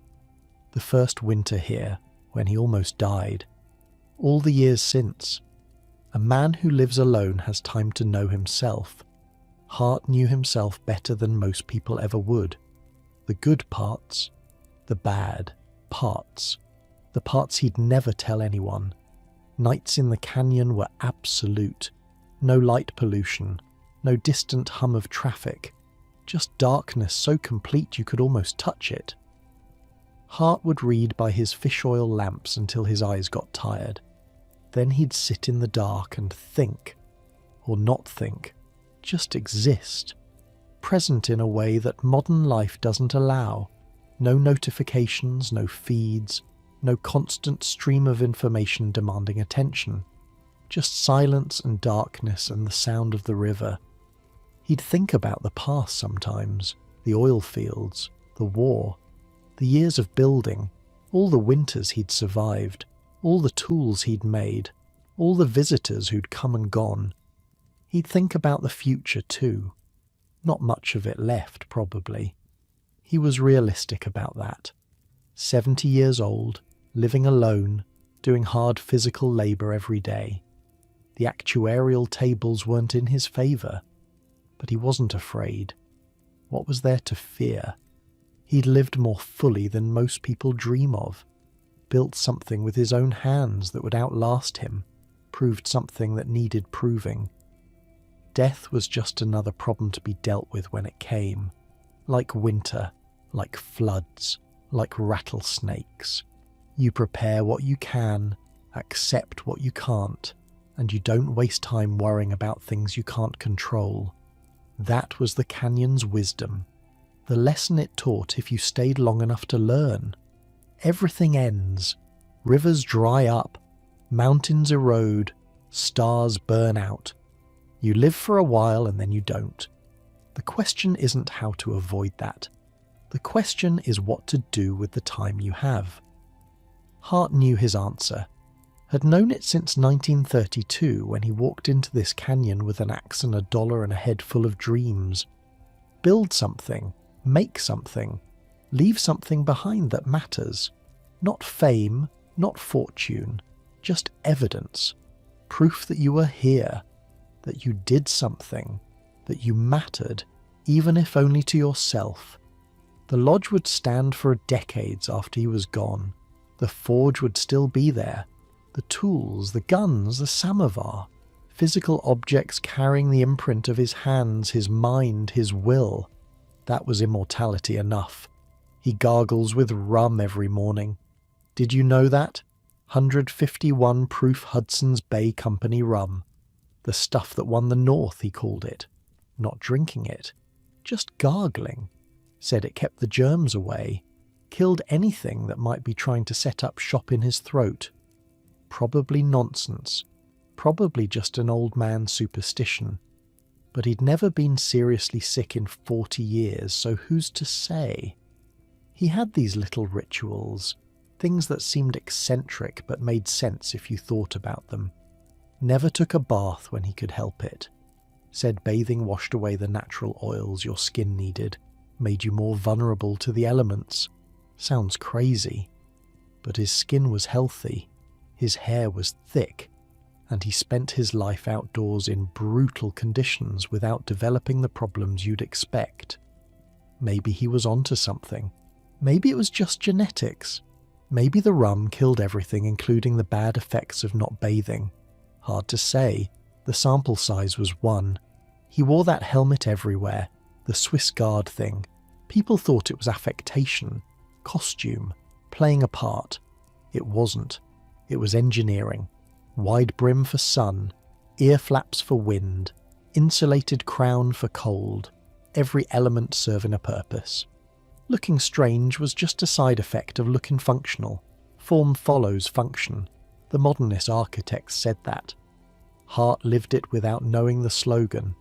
His compound had grown over the years, started with just the dugout that first winter, then the lodge, then the forge, then outbuildings and storage sheds and the smokehouse and the root cellar. Now it was almost a village. A one-man village, but still. Structures arranged around a central area, paths worn into the ground from decades of footsteps, a geography shaped by one person's needs and habits. He knew every inch of it, could walk it blindfolded, knew which boards creaked and which stones were loose, and where to step when the ground was muddy. The land knew him too, in a way, had adapted to his presence. The garden soil enriched by 40 years of composting. The fish runs predictable after decades of observation. The wildlife patterns shaped around his movements. Man and place had merged into something neither could have been alone. That's what happens when you stay somewhere long enough. You stop being a visitor, stop being a resident even. You become part of the landscape itself. Time moved differently here. That was something visitors never understood. In the city, time is a resource, something to spend, something to save, something always running out. People talk about killing time like it's an enemy. In the canyon, time just was. It flowed like the river. You couldn't speed it up or slow it down. You could only move with it or fight against it, and fighting was pointless. Hart had stopped fighting decades ago. Let the days be what they were.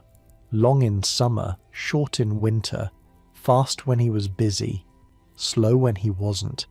He didn't own a watch, hadn't for years. The sun told him what he needed to know. The seasons told him the rest. There's a freedom in that, letting go of the constant measurement, not knowing exactly what time it is because it doesn't really matter. Morning, afternoon, evening, night, that's enough. That's all anybody really needs. Hart was as much a feature of Hell's Canyon as the river or the rocks, would be remembered that way. The man who lived at 5 Mile Bar, part of the place's identity. The tourists who floated past were seeing something that wouldn't come again. A living piece of history, last representative of a way of life that was already ancient when their grandparents were born. They knew it too. You could see it in their faces. The awareness that this was special, that they were witnessing something that would only exist once, made the tea taste better, made the stories hit harder, made the whole experience feel sacred somehow. Not religious sacred, human sacred. The recognition of something rare and valuable and temporary. Hart would be gone someday. Everyone knew it. Even Hart knew it. But not yet. Not tonight. Tonight he's still there, sitting on his porch, watching the stars, listening to the river, still alive, still free, still exactly where he wants to be. Your breathing is probably slower now, your body heavier in the bed. That's good. Let it be heavy. Think about the river, dark water flowing south, the sound of it, constant and rhythmic, like a heartbeat, like breathing. Think about the stars, uncountable, unimaginably distant, burning away in the dark. Think about an old man on a porch at peace with everything. That's a good image to carry into sleep. Just peace, just stillness, just being exactly where you are. 1979 came and went. Hart turned 73. The winters were harder now, not because they'd changed, because he had. Getting out of bed took longer. The cold settled into his joints and didn't want to leave. His heart, that enlarged heart that had kept him out of combat in 42, was working harder than it used to. He knew what was coming, wasn't stupid about it. When you live alone in the wilderness, you develop a pretty clear-eyed view of mortality. No illusions, no false hope. But he kept working. What else was there? The garden still needed tending. The forge still needed firing. The fish trap still needed checking. The routines that had structured his life for nearly 50 years didn't stop just because he was tired. That spring was beautiful. The canyon exploded with wildflowers the way it did every year.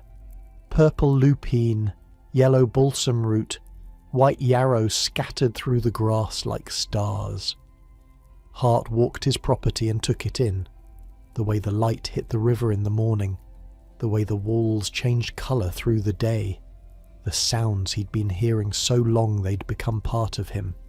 He'd seen almost 50 springs here. This one felt different somehow, sharper, more vivid, like his eyes were trying to memorise everything. The rafters started coming in early June, first trickle of the season, then more, then the steady stream that would continue until September. Hart greeted them the way he always did, waved from his porch, invited them up, gave the tours, served the tea, told the stories, same stories he'd told for years, but he told them well, each time like the first time, each visitor getting the full performance. They didn't know it would be the last season.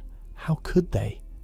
He looked the same, sounded the same, still wore the buckskins, still had that ridiculous helmet, still showed off the guns and the forge and the samovar with obvious pride, maybe a little slower, maybe a little more tired by the end of the day, but still himself, still Buckskin Bill.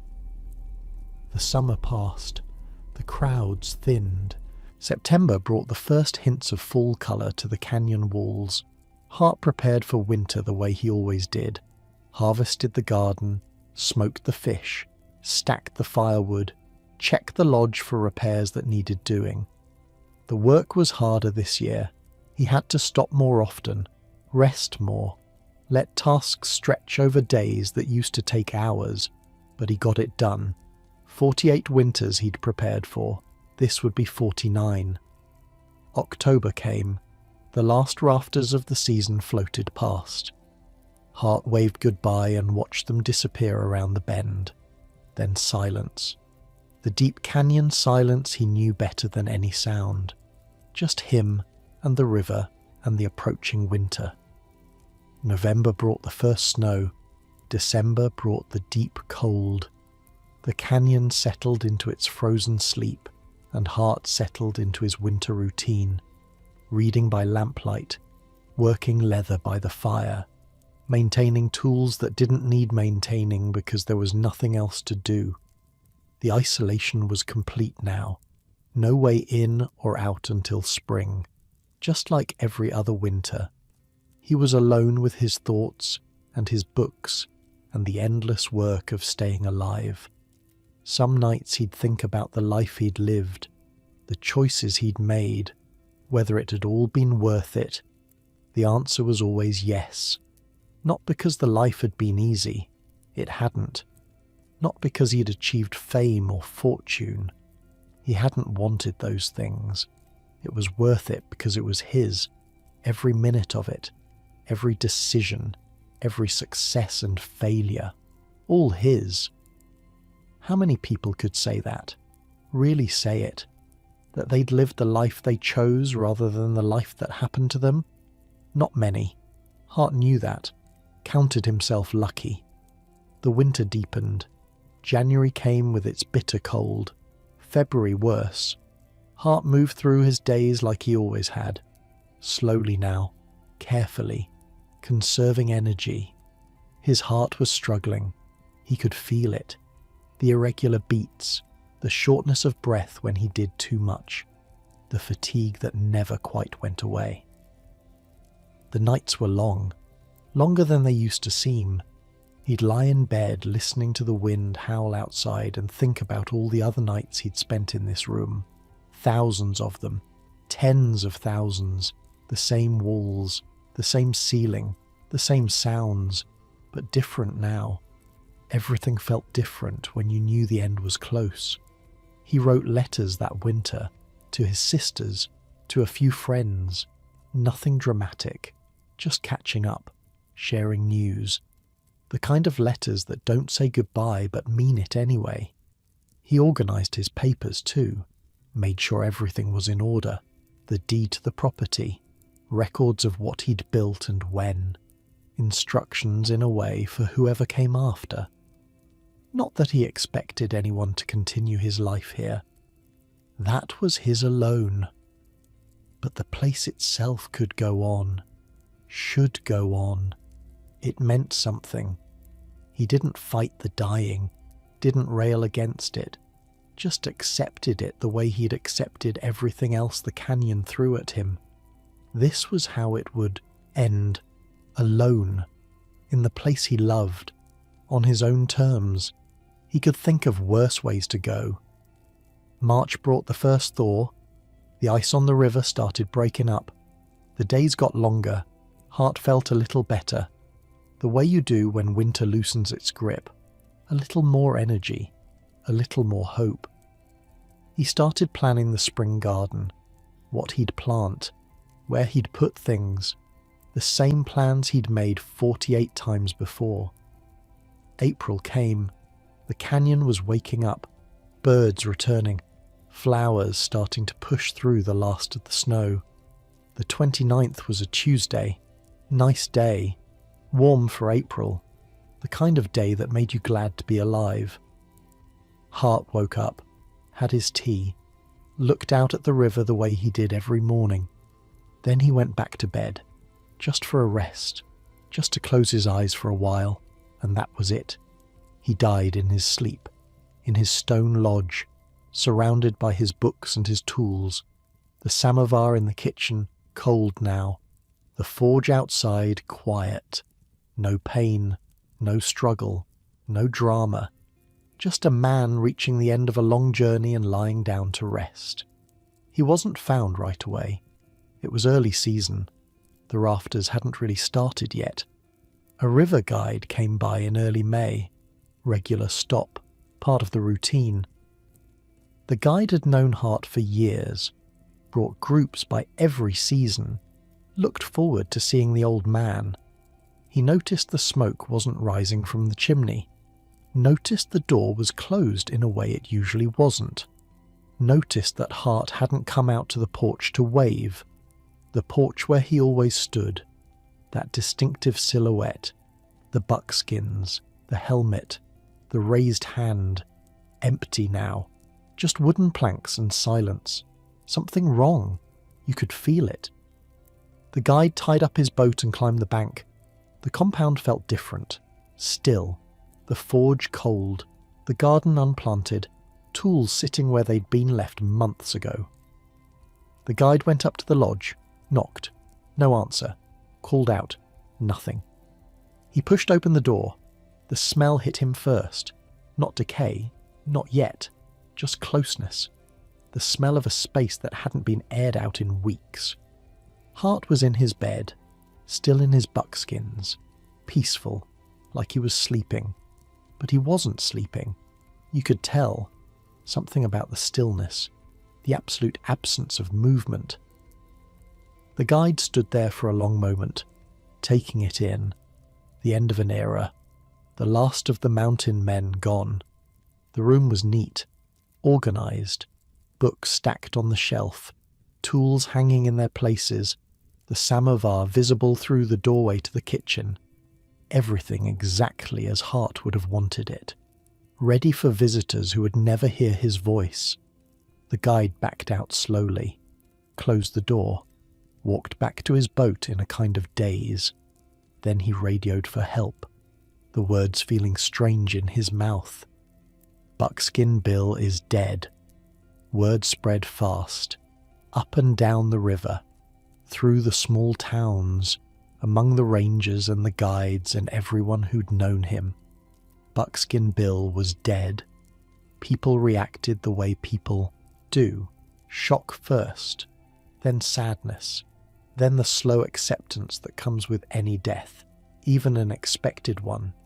He'd lived 73 years, 48 of them in the canyon, by any measure, a full life, a remarkable life. But still, the world felt a little emptier without him in it. There was no funeral. Hart wouldn't have wanted one. No gravestone either. No marker saying, "Here lies Sylvan Hart." That wasn't his style.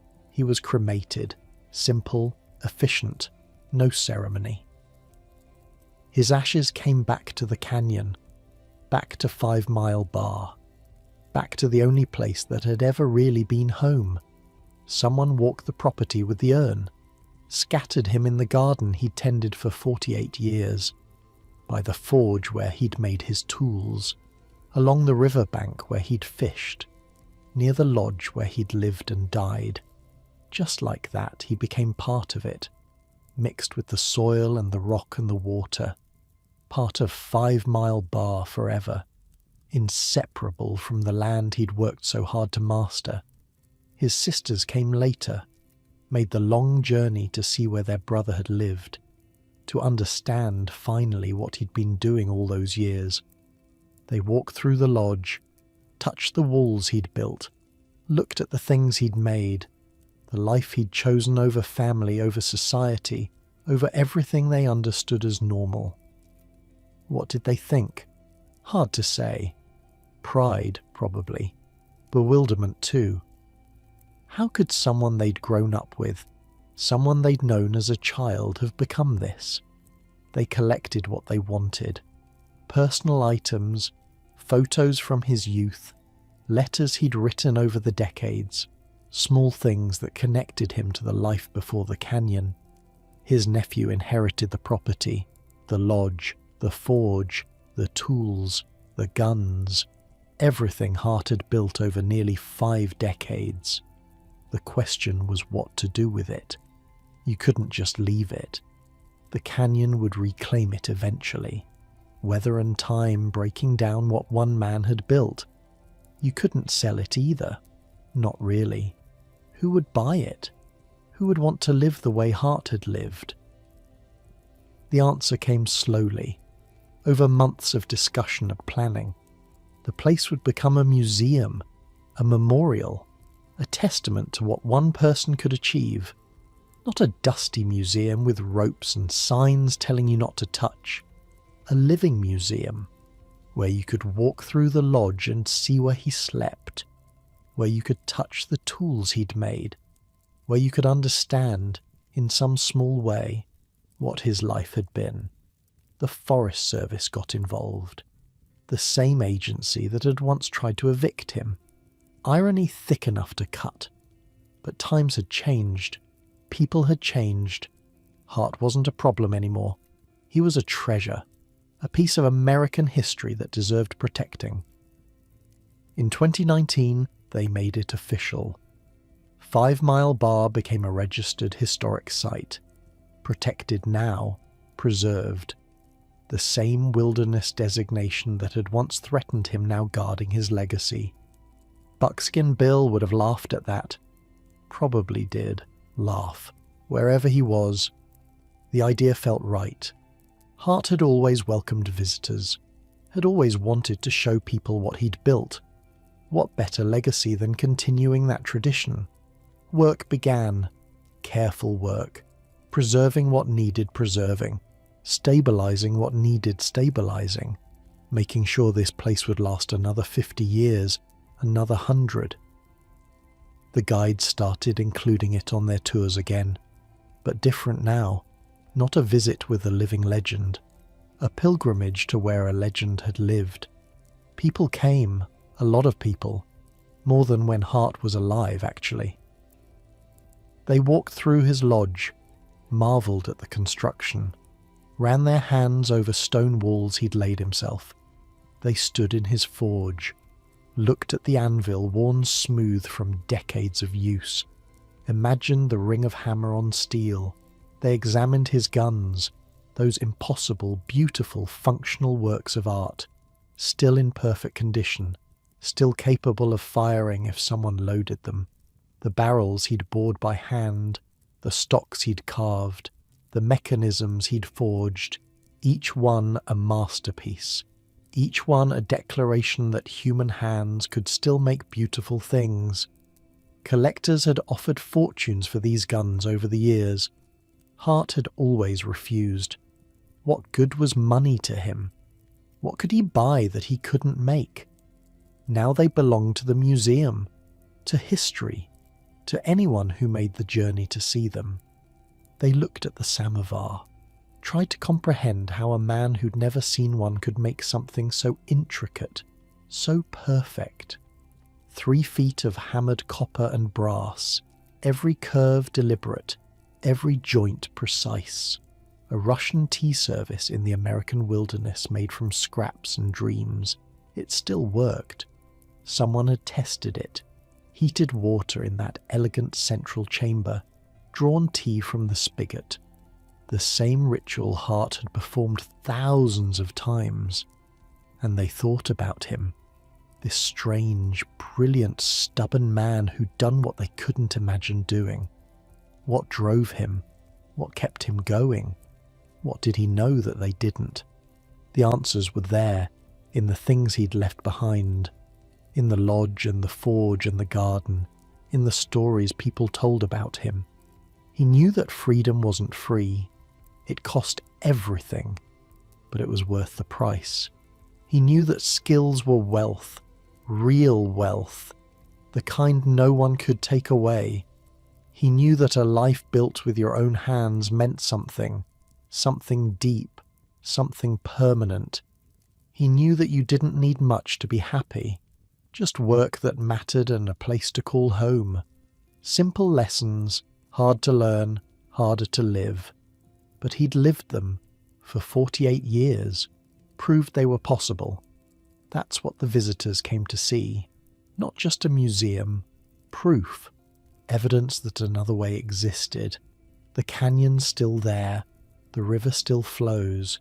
If you go there today, you can see what he built, touch what he made, stand where he stood. It's different now, of course. He's not there to greet you, not there to serve tea and tell stories. But something of him remains, in the stones, in the tools, in the land itself. Some people say they can feel him, a presence, not a ghost exactly, just something. The echo of a life lived fully. Maybe they're imagining it, maybe not. Either way, the place feels sacred, set apart from ordinary life, a temple to self-reliance. Your eyes are probably heavy now, your thoughts slowing down. That's okay. Let them slow. Think about the canyon at night, dark and quiet, the river murmuring, the stars thick overhead. Think about a lodge standing empty, waiting, holding the memory of the man who built it. Think about peace, hard-earned peace, the kind that comes from knowing you did what you set out to do. That's worth something, worth remembering, worth carrying into sleep. So what did he prove? That's the question that hangs over everything. 48 years, 200,000 hours of labour, a lifetime of solitude and struggle and hard-won satisfaction. What was the point? Here's what I think, and you can disagree. You're lying in bed, almost asleep. You're allowed to disagree. He proved that total self-sufficiency wasn't a myth, wasn't a fantasy, wasn't something from a bygone era that modern people couldn't achieve. One person, with enough knowledge, enough skill, enough stubbornness, could actually do it, could actually build a life that depended on nothing and no one. For nearly 50 years, Sylvan Hart lived without electricity, without running water, without a telephone, without a grocery store, without a single tool he hadn't made himself or carefully chosen. He wasn't surviving, he was thriving, building beautiful things, reading great books, thinking deep thoughts, living fully in a way most of us never manage. That's remarkable. That's worth remembering. But here's the harder question, the one that might keep you awake if you think about it too much. What have we lost? Not what did Hart have that we don't. That's obvious. Skills, knowledge, independence, the ability to make things with his hands. But what have we traded away? What did we give up to get the lives we have now? Think about it. How many things do you own that you could make yourself? Not assemble from a kit. Actually make, from raw materials, with your own hands. For most of us, the answer is close to zero. Maybe you could bake bread. Maybe you could sew a button. Maybe you could change a tire if someone walked you through it. But clothes, shelter, tools, weapons, medicine, food beyond the very basics. We've outsourced all of it. Every human need that kept our ancestors busy, we've handed off to specialists. And in exchange, we got convenience, we got free time, we got the ability to focus on other things. Art, science, entertainment, whatever we want. That's not nothing. That's actually pretty great in a lot of ways. But Hart saw something we don't like to look at. The cost of all that convenience, dependence, total dependence. On systems we don't understand, on people we'll never meet, on supply chains that stretch around the world. Your food comes from somewhere, your clothes come from somewhere, your heat and light and water and shelter all depend on complex systems functioning correctly. Think about it honestly.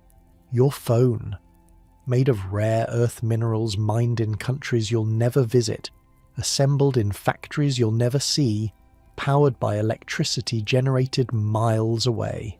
Your water, pumped through pipes laid by people long dead, treated with chemicals you can't pronounce, delivered by pressure systems that require constant maintenance.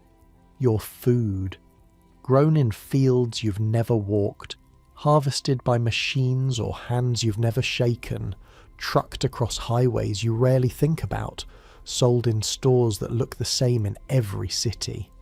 None of this is your doing. All of it could stop tomorrow. If those systems fail, what do you do? What can you do? Hart knew the answer. Nothing. You do nothing. You wait and hope someone fixes things before you starve or freeze or die of thirst. That's not a criticism. Not really. The systems work most of the time. The lights come on. The water flows. The shelves stay stocked. But there's a fragility there. A vulnerability we don't like to think about. Hart thought about it. Couldn't stop thinking about it. Back in 32, watching the systems fail all around him, watching men who'd done everything right lose everything anyway. He decided he wouldn't be at the mercy of forces he couldn't control, wouldn't trust his survival to strangers and systems and luck. He called it trading your birthright for convenience, giving up the fundamental human ability to provide for yourself in exchange for comfort. Was he right? I don't know. Maybe the trade was worth it. Maybe specialization and interdependence are just better, more efficient, more productive, better for everyone. But maybe something got lost in the exchange, some essential human capacity that we used to have and don't anymore. Hart kept it, cultivated it, proved it could still exist in the modern world. That's his legacy. Not the lodge or the forge or the guns, the proof, the demonstration that another way was possible. We talk about off-grid living now. It's a movement, a trend. People spend tens of thousands of dollars on solar panels and composting toilets to achieve a fraction of the independence Hart built for himself with $1 and a lifetime of hard work. We celebrate maker culture, 3D printers, CNC machines, YouTube tutorials on how to build things. Hart did it with a hammer and an anvil and fire. No tutorials, no forums, no community of fellow enthusiasts trading tips, just one man figuring it out, failing and trying again, getting it wrong until he got it right. The real genius wasn't any single skill, not the gunsmithing or the gardening or the blacksmithing or the leather work. It was the system, the way everything connected to everything else. Hunting fed tanning. Tanning made bellows. Bellows powered the forge made tools. Tools built the garden grew food. Food gave energy for hunting, round and round, each skill supporting every other skill, each piece of knowledge unlocking new possibilities. Break one link and the whole chain suffers. Master them all and you have something self-sustaining, something complete. That's what he built. a complete human ecosystem, one man containing within himself all the knowledge needed to survive and thrive without any external input. We're specialists now. Know one thing deeply, maybe two. Depend on others for everything else. Hart was the opposite. A generalist in an age of specialists. A whole civilization compressed into a single skull. You don't have to live like he did. Almost nobody could. Almost nobody would want to. But knowing that it's possible, that one person actually did it, that changes something, opens a door in your mind that was closed before. Maybe you'll never walk through that door. Most people won't, but it's there, thanks to him. The canyon is quiet tonight, or it would be if you were there. Just the river, the endless murmur of water over stone, a sound that's been the same for longer than humans have existed. The wind moves through the cottonwoods, soft rustling, like whispered conversation in a language you almost understand. Animals move in the darkness, deer picking their way along familiar trails, owls gliding silent overhead, the quick scurry of smaller things through the underbrush, and above it all, the stars, thick and bright the way they are only in truly dark places, the Milky Way stretching across the sky like a river of light. The same stars Hart watched for 48 years. The lodge still stands, dark now, empty, but solid. Built to last by a man who understood that nothing lasts forever, but some things last longer than others. The stone walls hold the cold at night, release it slowly through the day, still working, still doing what they were designed to do. The windows are dark, no lamplight flickering, no shadow moving behind the glass, but the structure remains, waiting, patient. The forge is cold, the anvil waiting for a hammer that will never swing again. But they're there. Physical evidence, proof. The garden has been maintained. A couple lives nearby now, caretakers. They tend the soil Hart enriched with 48 years as composting. Plant vegetables in the terraces he built. The seeds he saved still produce. His strains, adapted over decades to this specific canyon, this specific soil, this specific climate. Something of him lives on in those plants, in the genetic memory of seeds he selected year after year, choosing the strongest, discarding the weak, creating something perfectly suited to its place. The guns are still there too, in the museum now, behind glass, but still functional, still beautiful. Someone could pick them up and shoot them if they wanted to. They'd fire true, after all these years. That's craftsmanship. That's care. That's the kind of quality that comes from giving a damn about what you make. We don't build things like that anymore. Not usually. We build things to be replaced. Things with planned obsolescence. Things that work for a while and then break so you have to buy new ones. Hart built things to last. Because he had to. Because replacing things wasn't an option. Because the only tools he'd have were the ones he made so they'd better work. Different incentives create different results. The samovar is probably the most photographed thing in the museum. Visitors can't get over it. This elaborate, ornate, beautiful thing, made from scraps, by a man who'd never seen the real article. It sits in the kitchen where he left it. Cold now. No steam rising from the spout. No tea warming in the pot on top. But still elegant. Still graceful.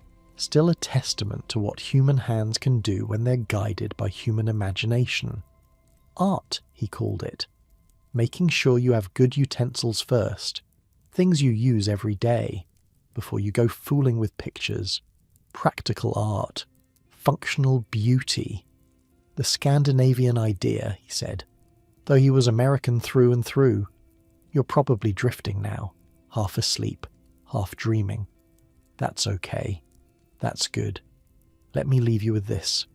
Somewhere in Idaho, In the deepest canyon in North America, there's a place where one man built a world, stone by stone, tool by tool, day by day, for almost 50 years. He didn't do it to prove anything, didn't do it for fame or money or recognition, did it because it was what he wanted, because it was who he was, and in doing it, he showed the rest of us something we'd forgotten, that human beings are capable of extraordinary things when they commit to them. That self-reliance isn't just a slogan, that freedom has a price, but it might be worth paying. He's gone now, has been for more than 40 years, just ashes in the soil of the place he loved. But something remains, something more than the buildings and the tools and the museum exhibits, an idea, a possibility, a door that stays open for anyone who wants to walk through. You don't have to be Buckskin Bill. You couldn't be even if you tried, but you can be something, can build something, can create something that matters to you, even if no one else understands. That's the lesson. The only lesson that really matters. Find your canyon, find your work, find the thing that makes the struggle worthwhile, and then do it, day after day, year after year, until you've built something that can't be taken away. It doesn't have to be grand, doesn't have to be impressive to anyone but you. Maybe it's raising kids, maybe it's making music, maybe it's building a business or writing books or growing the best tomatoes on your block. The scale doesn't matter. What matters is the commitment, the showing up, the doing the work when you don't feel like it. Hart didn't become Buckskin Bill in a day. Took decades, took failures and setbacks and winters that almost killed him. But he kept going, kept building, kept adding one skill to another until he'd created something complete. That's the secret, maybe. Not being special, not being gifted, just being stubborn enough to keep going when most people would quit. He was stubborn, famously stubborn. The kind of stubborn that builds gun towers and stares down federal rangers, but also the kind of stubborn that bores rifle barrels by hand for months on end.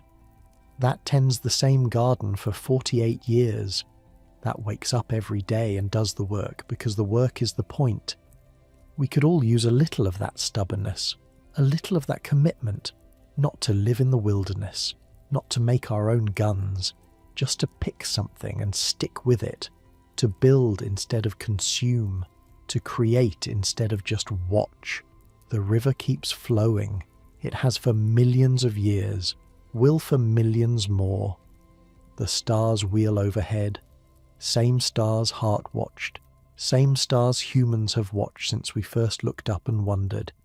And in a stone lodge on a sandbar called 5 Mile Bar, the ghost of a life well lived keeps vigil over the canyon. Not a real ghost, just a feeling, the sense that something important happened here, something worth remembering. The wind through the trees, the water over the rocks, the deep silence of a wild place. That's where he is now, part of all of it, forever. Your eyes are closing, your breathing slowing, your body heavy and warm. That's good. Let it happen. You've heard a story tonight, a true story, about a man who made choices most of us can't imagine making, who built a life most of us can't imagine living. Maybe you'll dream about it, maybe you won't. Either way, something stays with you. A seed planted, an idea introduced. What would you do if you could do anything? What would you build if you had nothing but time and will? You don't have to answer tonight, don't have to answer ever. Just let the question sit, like a stone in your pocket, something to turn over when you're bored or restless or wondering what life is for. Hart found his answer, lived it every day for 48 years. You'll find yours, or you won't. Either way, you'll have lived. And honestly, that's enough. The canyon sleeps, the river dreams, The stars burn on, and somewhere in that quiet place between waking and sleep, Buckskin Bill tips his ridiculous helmet and smiles. He made it, built the life he wanted, lived it fully, left something behind. Not bad for a Texas oil worker with $1 in his pocket and a head full of dreams. Not bad at all. The night is deep now, the darkness comfortable, the silence like a blanket pulled up around you. You're safe, you're warm, you're exactly where you need to be. And somewhere far away, in a canyon deeper than the Grand, a river keeps flowing past a stone lodge where a man once proved. Something worth proving. Sleep well, you've earned it.